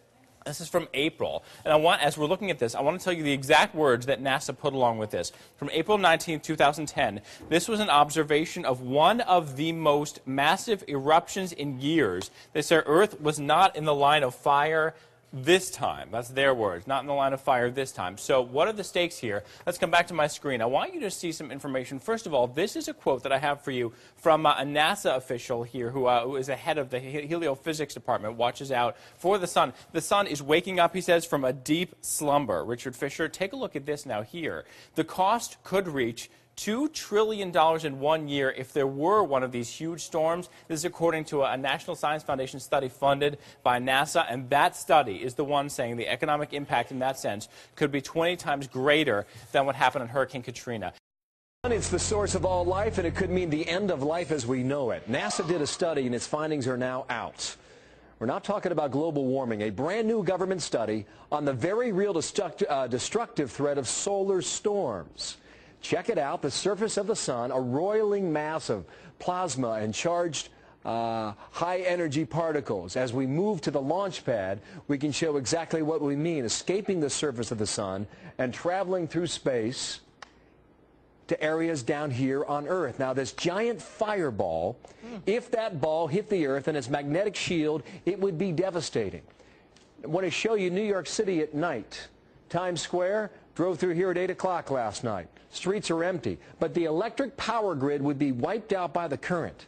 Lights and computers, transportation, hospitals, all would go down. The study warns it would be a disaster, far worse than anything we have seen before. The menace of these sunstorms poses a bigger threat to more high-tech and advanced countries like the U.S. Everything from our sewage systems to our Wall Street banks operate with our power grid. And a game-changing solar storm that could hit at any time. So how worried should we be? Sounds like we should be. Michio Kaku is an astrophysicist and author of The Physics of the Impossible. Sir, good morning to you. Welcome back here. Glad to be on your show. Now, what I'm reading here scares me to death. Should I be that way? That's right. We're talking about a potential Katrina from outer space. Katrina caused about $100 billion in property damage. And unless we begin to make efforts now to reinforce our satellites and power grid, we could have something maybe 10 times bigger than Katrina, because we're talking about the loss of all electricity and all satellite activity. We'd be thrown 100 years back into the past. Michio, has this happened before? In 1859, we had a humongous storm that wiped out telegraph poles, and we tried to then estimate what kind of power could do that. And we now realize that we are very young in the space age. If something like the 1859 storm hit again, it would literally paralyze all the United States, not just for a day or an hour, but for months to years. Transformers would short circuit and burn out. Satellites would be fried to a crisp. And the sun, however, has these storms every 11 years. Every 11 years, the magnetic field flips. But in 2012, we do expect perhaps another big one. Well, we have never before in our history, in human history for that matter, relied so much on technology as we do today. And that's part of what they found in the study, because we rely so much on our ability to communicate through our computers that they would all go down, which would handicap not just New York, but really the eastern half of the United States. That's what the study finds, which would be far worse than the blackout of New York from 4 years ago, Michio. That's right. Those blackouts only last for a few hours to a day.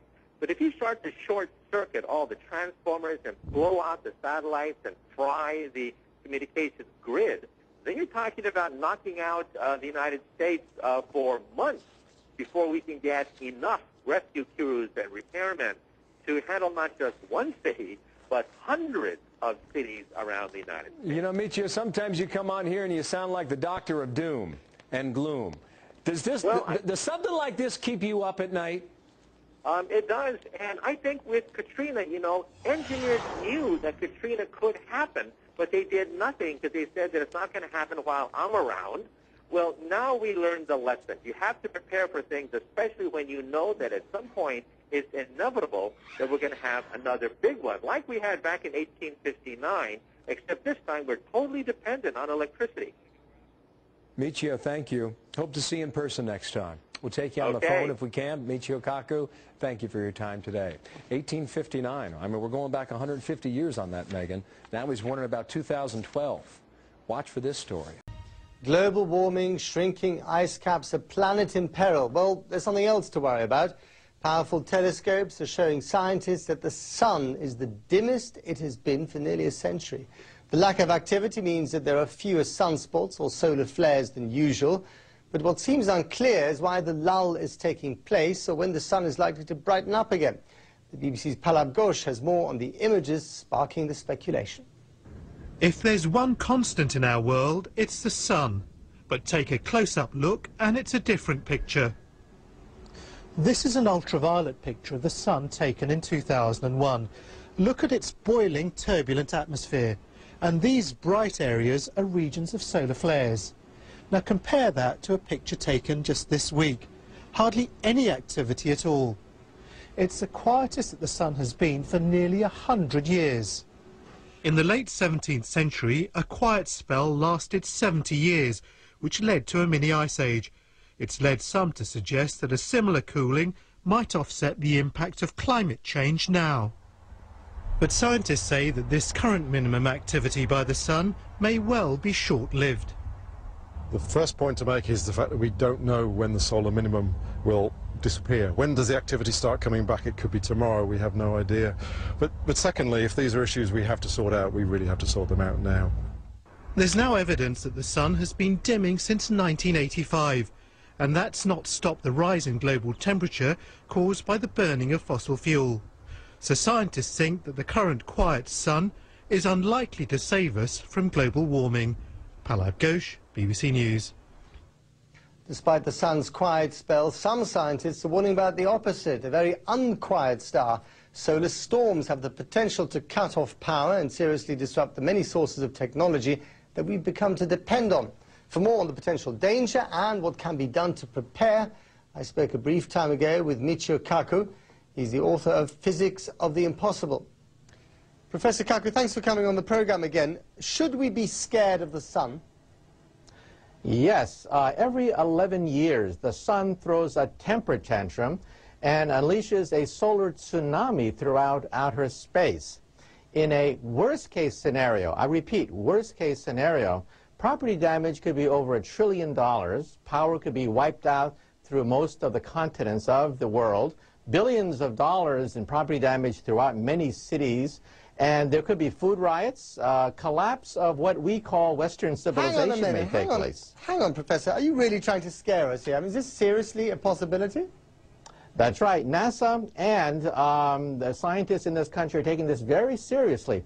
You see, we are very young in the space age, and every 11 years the sun flips the North Pole and the South Pole, releasing a burst of solar energy. So far, we've dodged the bullet, but we're very young in the space age. In 1859, all hell broke loose when we had telegraph wires. Telegraph wires were pretty much wiped out because of this gigantic solar storm 150 years ago. If something like that were to happen again, when we have hundreds of satellites, tremendous power grids around the world, it could cause untold havoc. And again, that's a worst-case scenario. We expect that in the year 2012, there could be more solar activity because that coincides with the next sunspot cycle. Yeah. Chances are nothing will happen, but we have to be prepared for a solar tsunami. Oh my goodness. Well, I'll start tonight, quite frankly. Is there anything we can do about this other than drinking ourselves into a stupor? NASA scientists have laid out many things we can do. First of all, we should start to have backup systems, and our power grid should be reinforced to handle outages from outer space. In 1989, power in Canada was partially disrupted because of a solar storm that took place. Our satellites have to be reinforced, and we have to make sure that our communications network especially remain intact in case of a worst-case scenario. Now, the lesson of Katrina, for example, was that the inevitable inevitably happens. And we were unprepared for Katrina, though we knew it could happen. Now, NASA is aware of the fact. Reports are now being issued by many scientists saying that it's good to be prudent in case at some point in the future a worst-case scenario happens, like in 1859. We are well into the space age now, and now is the time to reinforce our satellites and power grid. Okay, well, we'll have to end it there, but solar tsunamis is definitely something else for President Obama's in-tray. Thank you very much indeed for joining us, Professor. Thank you. Finally, my dear people, these clips that we have shown you, you say we are trying to scare you. Perhaps we are trying to scare you. You should be scared because you are living in the closing days of this Earth's history when great destruction is coming. And we have shown you all of these clips to let you be aware of the fact that the end is coming, and it is very closer than you think. This means that you need to prepare for the end. This is what we have been showing you. Let us read this scripture here.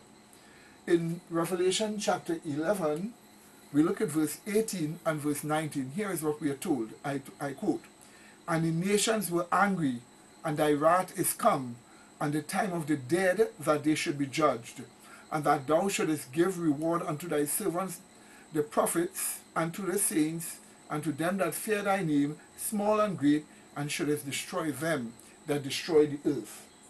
Now, the next scripture tells us this. And the temple of God was opened in heaven, and there was seen in his temple the ark of his testament, and there were lightnings and voices and thunderings and an earthquake and great hail. End of quote. So what does this show us? It shows us that there's a judgment taking place right now, and that the ark of the testimony is the ark of the law, because the testimonies is the law of God according to the Bible. And so the ark of the law is seen opened, which means that God is currently judging people by his law. But we are also told that when that is finished, God is going to destroy those that destroy the earth. And a lot of destruction have been taking place upon the earth by international bankers and by corporate interests. And so we find that God says he's going to destroy those that destroy the earth. The scripture also shows us a great earthquake, great hail, thunder, lightning, and voices of people screaming all over the earth as the earth comes to an end. Where would you like to be when this is happening? What would you like to happen to you? Would you like to be with the righteous? Would you like for Christ to come and meet you and save you? Would you like for Christ to deliver you and you be a part of his people forever? Then you have to prepare now by repenting of your sins, accepting the truths of Jesus Christ, which is his character, his divine character, as the character that is supposed to lead you based upon how you think and the things that you do. So we are asking you to accept Jesus Christ as your personal Savior and prepare for the end, which is swiftly coming. We also would let you know that in this very same video that you're looking at, there are outtakes there that you can look at in the appendix to see further footage for yourself, that you would see that the end is near, even at the doors. So pay careful attention to these things that have been shown to you and recognize that Jesus loves you. He wants you to be saved. Accept Jesus as your Savior. Accept him to deliver you from sin, to save you away from sins, to make you sin-free and prepare you for the end of this world. So may God bless you until we meet again. In Jesus' holy name, amen.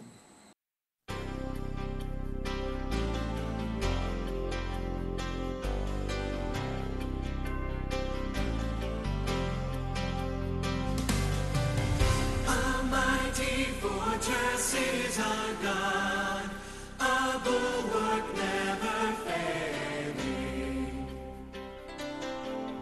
Our helper, he amid the flood of mortal ills prevailing. For still our ancient foe doth seek to work us fall. His craft and power are great, and armed with cruel hate. On earth is not his equal.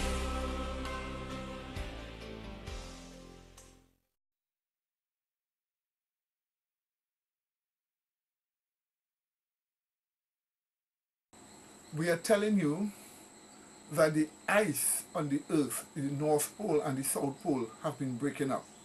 After the great earthquake that struck Christchurch in New Zealand, large chunks of ice broke off and floated into the sea. Also, from the South Pole, we have had large chunks of ice, sometimes 98 miles wide, literally breaking off and now floating. We have also had from Greenland and other places. So this clearly shows us that too much pure water or fresh water is filling the oceans from this melting ice, and it's going to change a lot of things going on upon the face of this earth. So we want you to see these things here in the clips that you're going to see on this clipping here from the internet. So pay careful attention. Icebergs floating off the New Zealand coast are attracting hundreds of spectators to the region. Air tour operators have struck a small bonanza as scores of tourists and the curious pay to fly over a flotilla of icebergs floating near the coast. It's rare for whole icebergs to drift so far north before melting, but a cold snap around southern New Zealand and favorable ocean currents have brought the towering visitors to the region intact. On Friday, a passenger on a helicopter ride captured a rare moment on camera. A a large chunk of an iceberg broke off, exposing the normally hidden underside of the iceberg as it rose to the surface.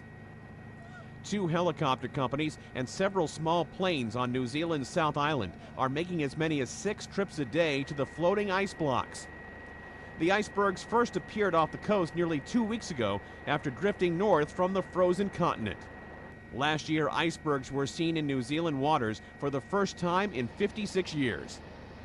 Ed Donahue, The Associated Press.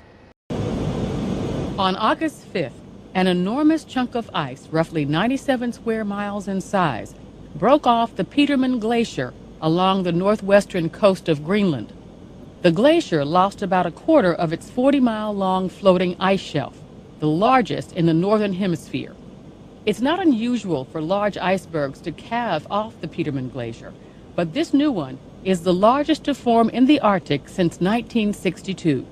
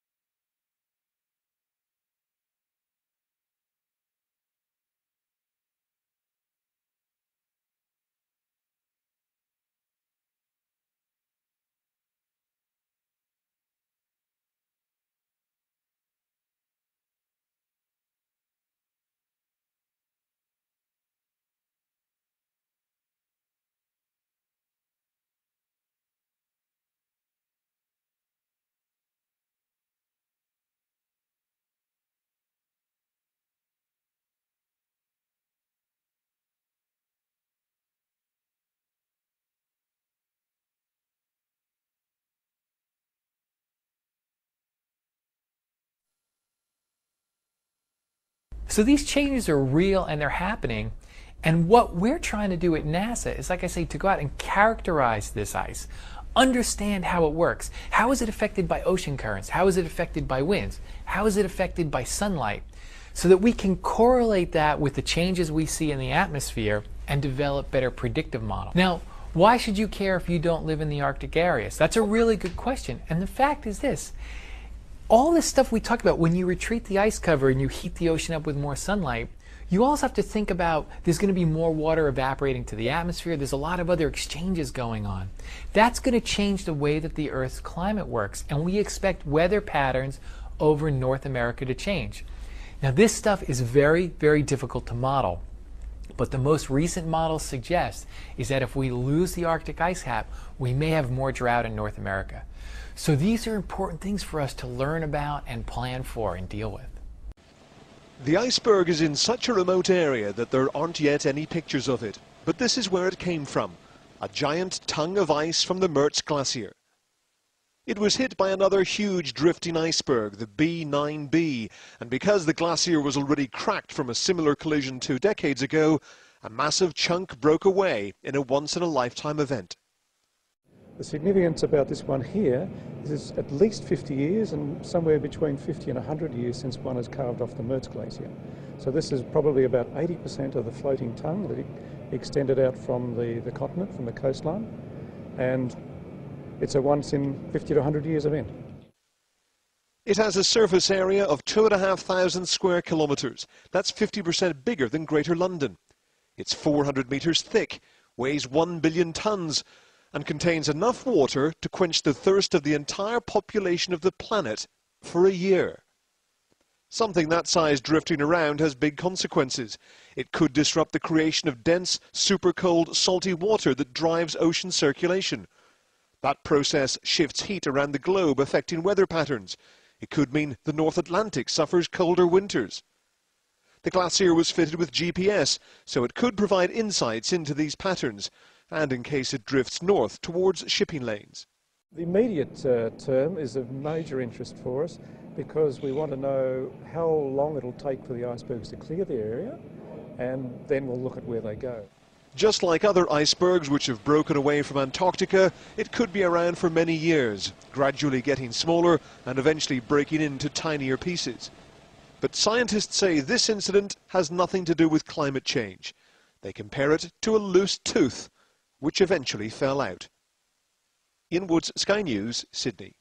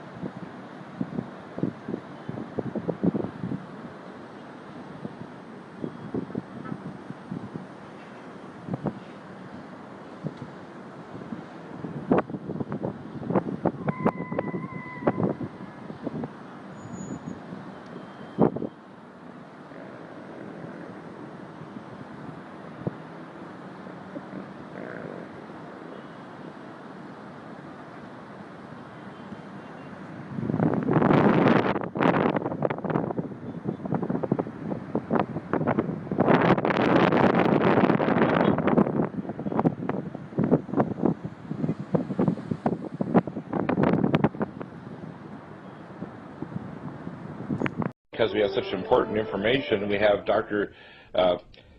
Gianluigi Zangari from the Sofrati Institute in Italia, giving us some of the most important information. I received this email this morning from John Moore, who sent me information that Dr. Zangari, a theoretical physicist doing analysis of the satellite infrared data from the Gulf of Mexico, identified a significant break in the normal genesis of the Gulf of Mexico loop current, the energy that drives the escalator from the Gulf of Mexico to Northern Europe, one of the main drivers of world climate. A major damage has happened, a cataclysm caused by the British Petroleum oil leak. And by the way, that leak has not by any means been solved by the so-called cap on the riser, which is not connected to the well rupture at the ocean floor. There is no change in the amount of oil coming out from there or other oil seeps. It is a total lie. There is now up to 400 to 500 feet of oil sitting at the bottom of a mile down, covering hundreds of square miles now, covering an area larger than several states. And as Dr. Zangari mentioned earlier today when I had a video conference with him, this completely changes the ability of the loop current to be heated up by the Gulf of Mexico, transferring energy to the Gulf of Mexico into this current going the escalator to Europe. So, Dr. Zangari, I'd like you to kind of summarize for the people of America and worldwide that are listening to the NutriMedical Report what your findings have been since the April 20th British Petroleum disaster and what this means to the climate of the world. Yes, good afternoon, Bill. Now I'm speaking from Italy. Now it's 11 p.m.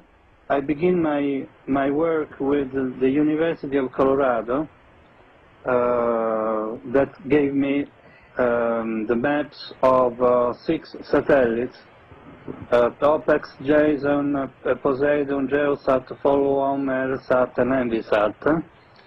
And these are different satellites, in other words, that you're using in order to get access to the satellite data over the Gulf. Yes. And I checked the data with my system of calculus. This is SHD calculus. It's a calculus based about the theory of categories, which I work since 10 years. So after the checking of the data, I observed a fracture in the loop current, which is one of the most important component of the Gulf Stream, which carries the warm current into the Atlantic circulation of the Gulf Stream. The first breakdown was observed and checked by me on May the 11th. And with the formation of a big eddy clockwise. And the second event was on June the 12th. And it was only the beginning of a series of breaking. Nowadays, yesterday, I am observing now about 8 eddies of the loop currents. So if they have just stopped the coming off of the oil, I am continuing in observing a breaking down of the loop current. Now you see these are complex physics. There are critical phenomena, unpredictable, because they are ruled by nonlinear equations. So if the loop current will go on to be fractured, to be broken, sorry for my English, it may have serious consequences on the entire Gulf Stream. You know, this is very critical situation. This is a natural equilibrium made up of currents of salinity or flora and fauna of the whole Gulf, and maybe irreversible compromise by about, they say, about more than 1 billion liters of oil. That's, yes. So what we're talking about is that the normal mechanism, which is very sensitive, for making the Gulf current, which is one of the major timepieces for the whole world climate, not just the North Europe, has now been disrupted. As you mentioned in an analogy you gave, if you had a small pool and you started a current moving it around in the pool and then you poured in oil, the current moving that flow of the water would stop. And in fact, what's happening is the oil isn't stopped by any means. It's a lie with a collaboration of British Petroleum, the private army that's protecting them from getting access to the real data, and internal departments of the government and the Interior Department. And the fact is, this is going to precipitate not enough energy to the escalator current that brings warm waters to Scotland, Northern Europe, and the world climate. And these systems are all connected worldwide. And what you're saying is the escalator current is now dead. it is stopped. It is not going to go with enough energy to bring the warm waters to Europe, so it's immediately going to precipitate a massive decrease in warming climate to these parts of the world, and it's going to change the world climate now.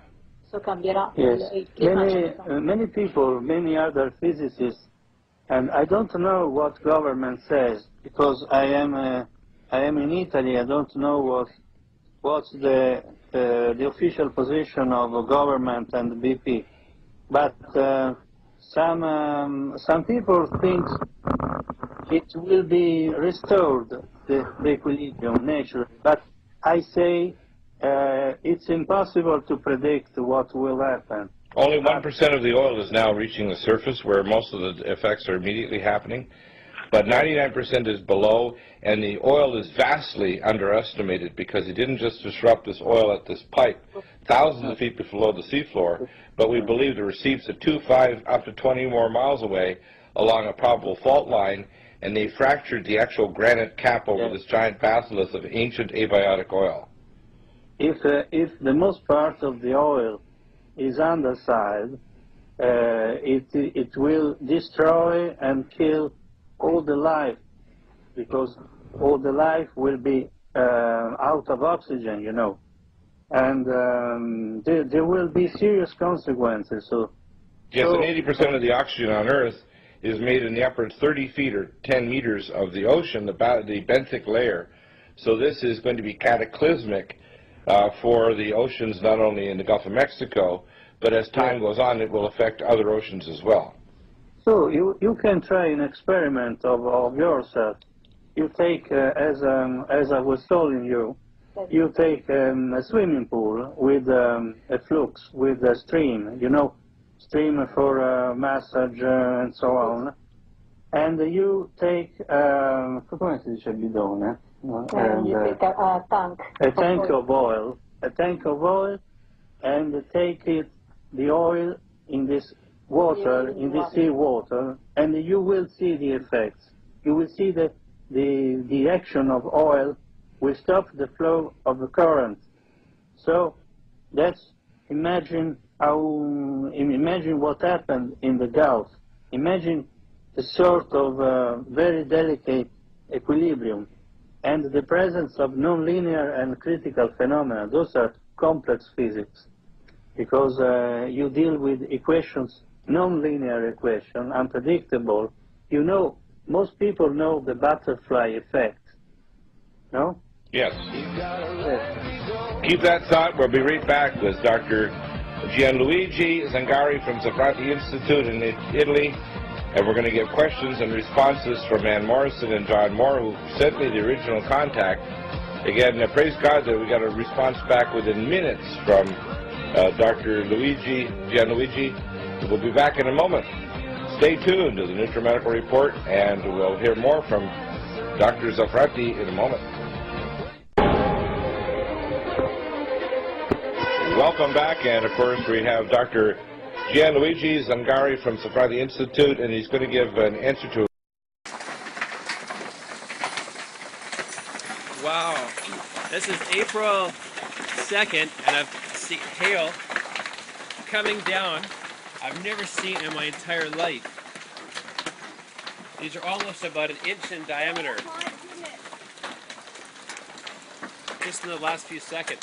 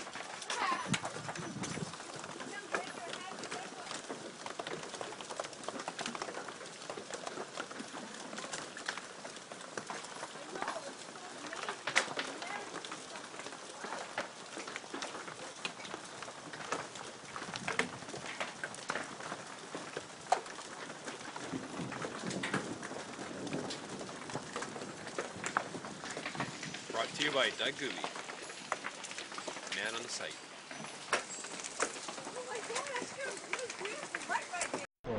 早速避難がしている人がいたので、その方たちの撮影に向かいながら一緒に、避難道路に向かいました。避難して山の方に高台に上がっていく道路があるわけですね。そしてこれ津波が襲ったのはだいたい揺れてから何分後ぐらいですか？30分はかかっていない。30分かかっていない。だいたい3時10分前後なんでしょうか。この雪崩海水がこう街を飲み込むように入ってきましたけれども、この時の感じというのはどういう感じなんでしょうか？ものすごい、音と、そしてご覧のように土煙というか上がりましてですね、中には車の中に取り残されたまま流された、人たちの姿も確認できました。ああ、そうですか。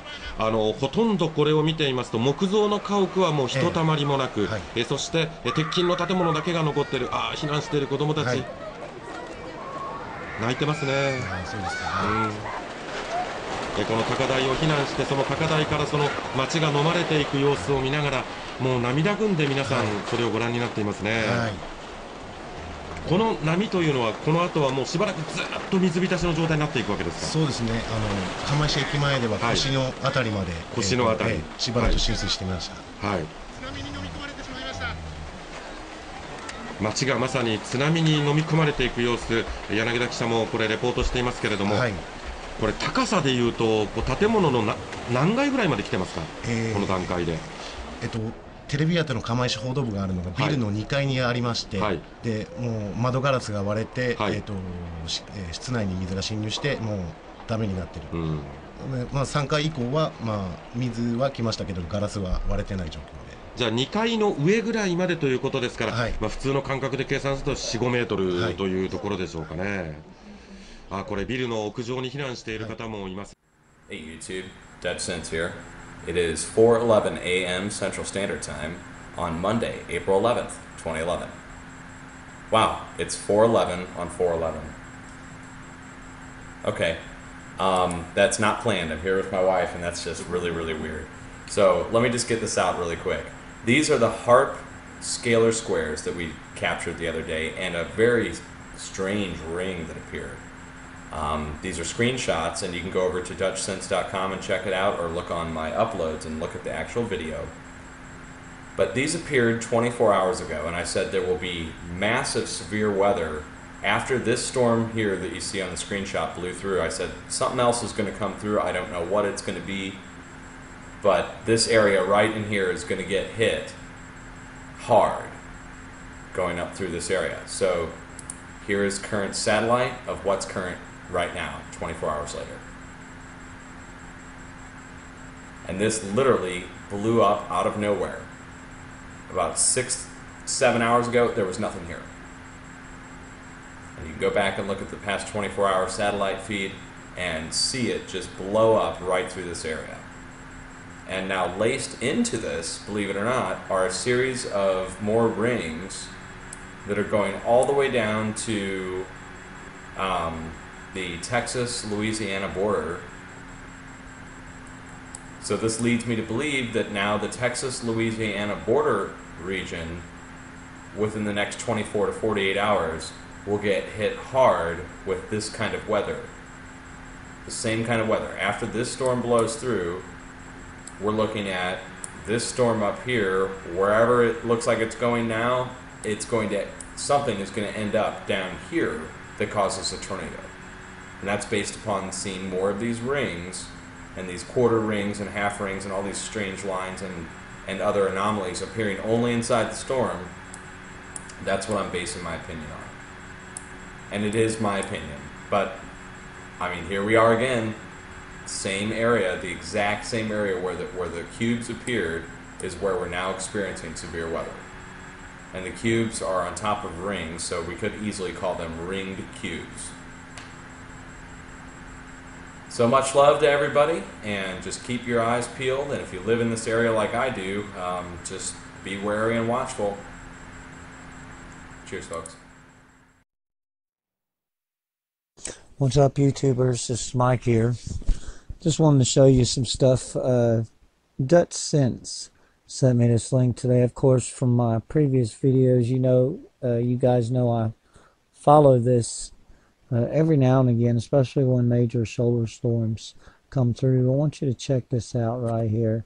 Now, this is our Earth getting pummeled right here by solar winds today. Now, I want you to notice this. This is the directions the poles are, you know, I mean, it's still wacky, but in the general vicinity, these are where our poles should be.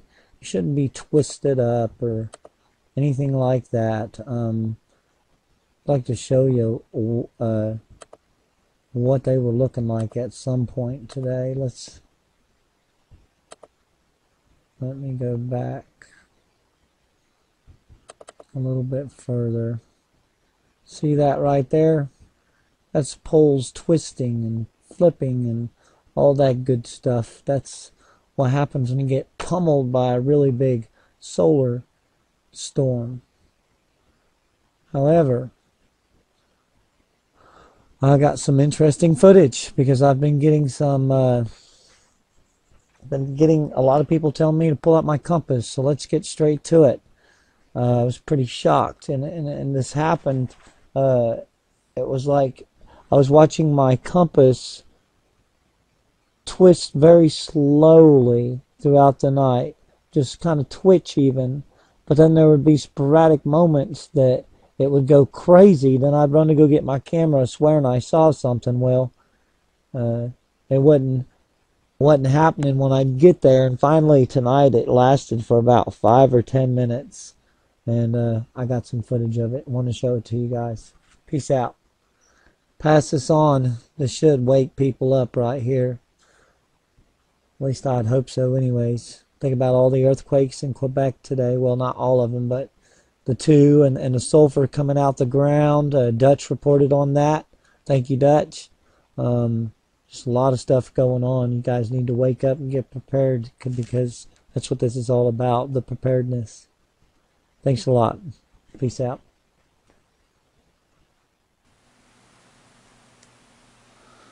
What's up, YouTubers? It's Wednesday, March 30th, 1:48 a.m.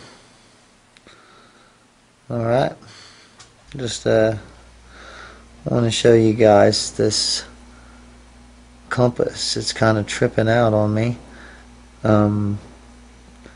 It's hard to explain. It's just bumping back and forth like off 90 degrees almost, and it's acting crazy.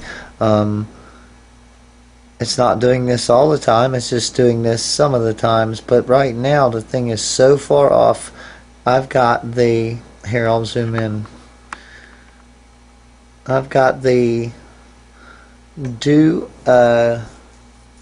north pointed where it should be, the long yellow the long yellow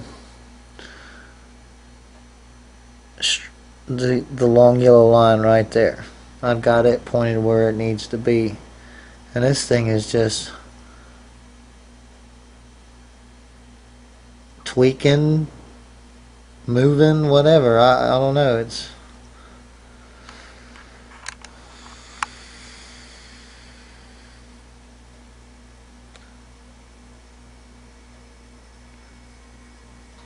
I don't know what's going on.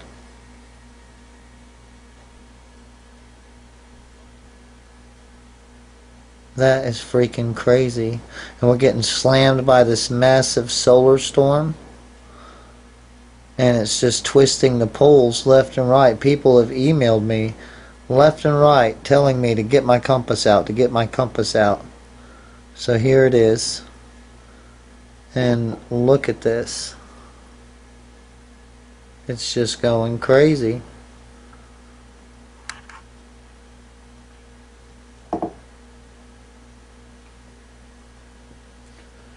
That's some weird shit. To actually see it. Anyways, see that long yellow mark is due north. That's where it should be.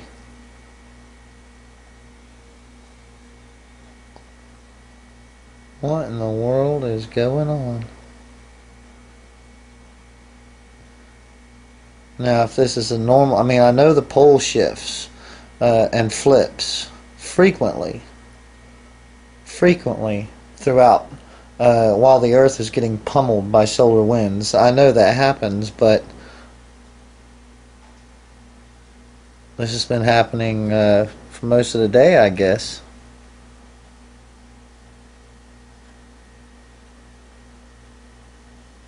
So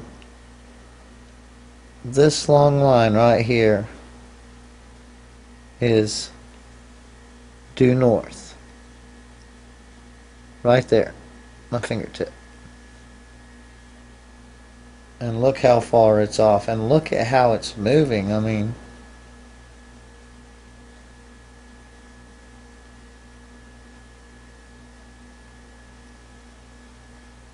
that's just crazy.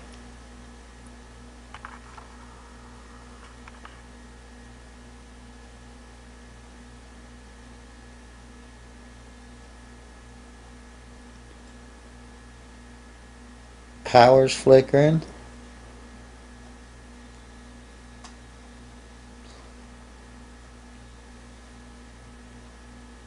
I don't know if y'all noticed that, but I did anyways. What's going on?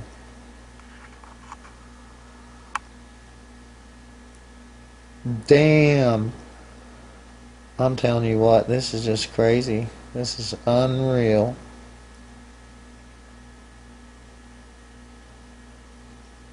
I mean, absolutely incredible to watch.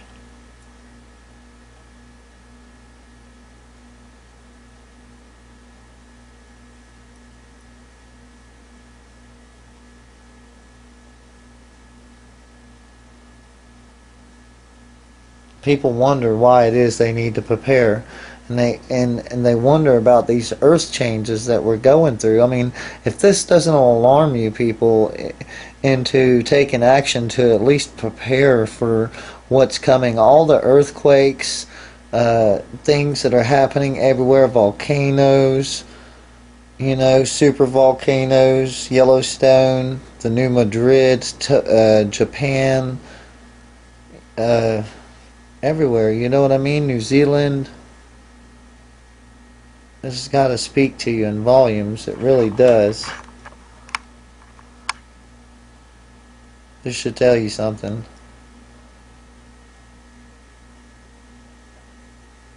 It's just freaking crazy.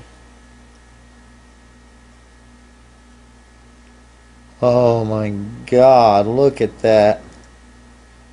That's insane. Wow, I can't believe it. That is insane. I mean, just look at that movement right there. That's crazy. Get your compasses out, folks. Get them out. It's time to start paying attention, to start opening your eyes. I mean, seriously, when the world's doing this, it's got to tell you something. It really does. Peace out. Scientists warn Gulf of Mexico seafloor is fractured beyond repair, and video confirms. Here's a little sneak preview of the video. Watch closely, you'll see fractures that are leaking, obviously, stuff. So a report on CNN on our report. There will be a link in the description. A dire report circulating in the Kremlin today that was prepared for Prime Minister Putin by Anthony Sagovich, and I'm probably mispronouncing that. We're just going to call him Anthony. Of Russia's Shirshov Institute of Oceanology, warns that the Gulf of Mexico seafloor has been fractured beyond all repair, and our world should begin preparing for an ecological disaster beyond comprehension unless extraordinary measures are undertaken to stop the massive flow of oil into our planet's 11th largest body of water. Most important to note about Anthony's warning is that he and his fellow scientists from the Russian Academy of Sciences are the only human beings to have actually been to the Gulf of Mexico oil leak site after they're being called to the disaster scene by British oil giant BP shortly after the April 22nd sinking of the Deepwater Horizon oil platform. BP's calling on Anthony after this catastrophe is due to his being the holder of the world's record for the deepest freshwater dive and his expertise with Russia's two deep submergence vehicles, Mir 1 and Mir 2. There are photos of those vehicles as well, which are able to take their crews to the depth of 6,000 meters or 19,685 feet.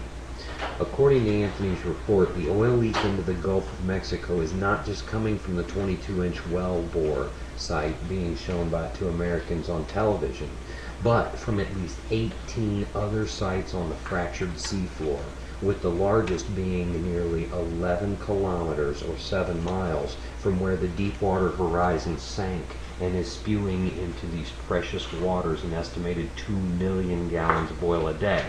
My personal is 2.46 million, but anyway. Interesting to note in this report, Anthony stating that he and the other Russian scientists were required by the United States to sign documents forbidding them to report their findings to either the American public or media, and which they had to do in order to legally operate in the U.S. territorial waters. However, Anthony says that he and the other scientists gave nearly hourly updates to both U.S. government and BP officials about what they were seeing on the sea floor, including the U.S. Senator from their state in Florida, Bill Nelson, who after one such briefing stated to MSNBC's news service, quote, and I quote, "Andrea, we're looking into something new right now, that there's reports of oil that's seeping up from the seabed, which would indicate, if that's true, that the well casing itself is actually pierced underneath the seabed. So, you know, the problems could be just enormous with what we're facing." Anyway, the article goes on. You get the gist of what's happening there. Huge tsunami possibility. This is, mass diaspora of 200 million people possibility. All I'm saying is the linguistics are coming to fruition that have been mentioned for several months now. And hey, look, man, you know, I know there's a lot of people that will either read into or not read into. I've seen several times that people have gone, "Oh my God, this is a hit, this is a hit," and I don't buy into that because of the fact that you know, I do a little homework to check out the facts behind it. There's very few times, honestly, that I've qualified anything that the Webbot's done as an actual hit.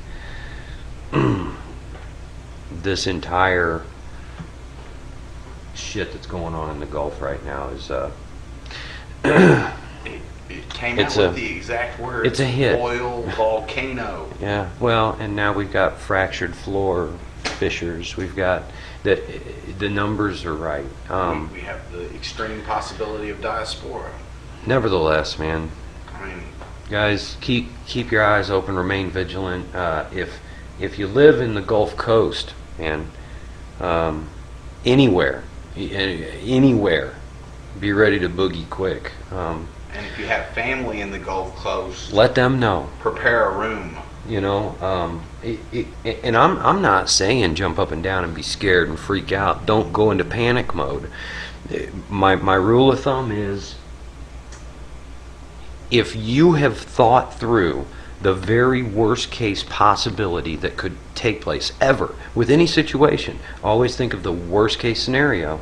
If you imagine it now, it makes it much easier to deal with if it ever happens. So imagine, if you will, and take a few minutes and practice in your mind what you may have to do if you have to boogie out. You know, it doesn't take too long to think, okay, I'm going to need to grab a couple pillows if I have kids and maybe some blankets. I'm going to need to have some water. I'm going to need to have a little bit of food. If we do have to leave, and a lot of us have to leave fast, we may be stuck in freaking traffic jams for a long time. Have some bare essentials to take care of yourself in a car for a while if you need to. Anyway, the report's there. I will say this, it is submitted on CNN's iReports. The names look very legitimate in the article. Research foundations, all that crap. I mean, you know, when it comes from an iReport, who knows? But somebody apparently had to approve the damn thing. So take it for what it is, folks, but do your own homework. Anyway, peace. One love, for real though.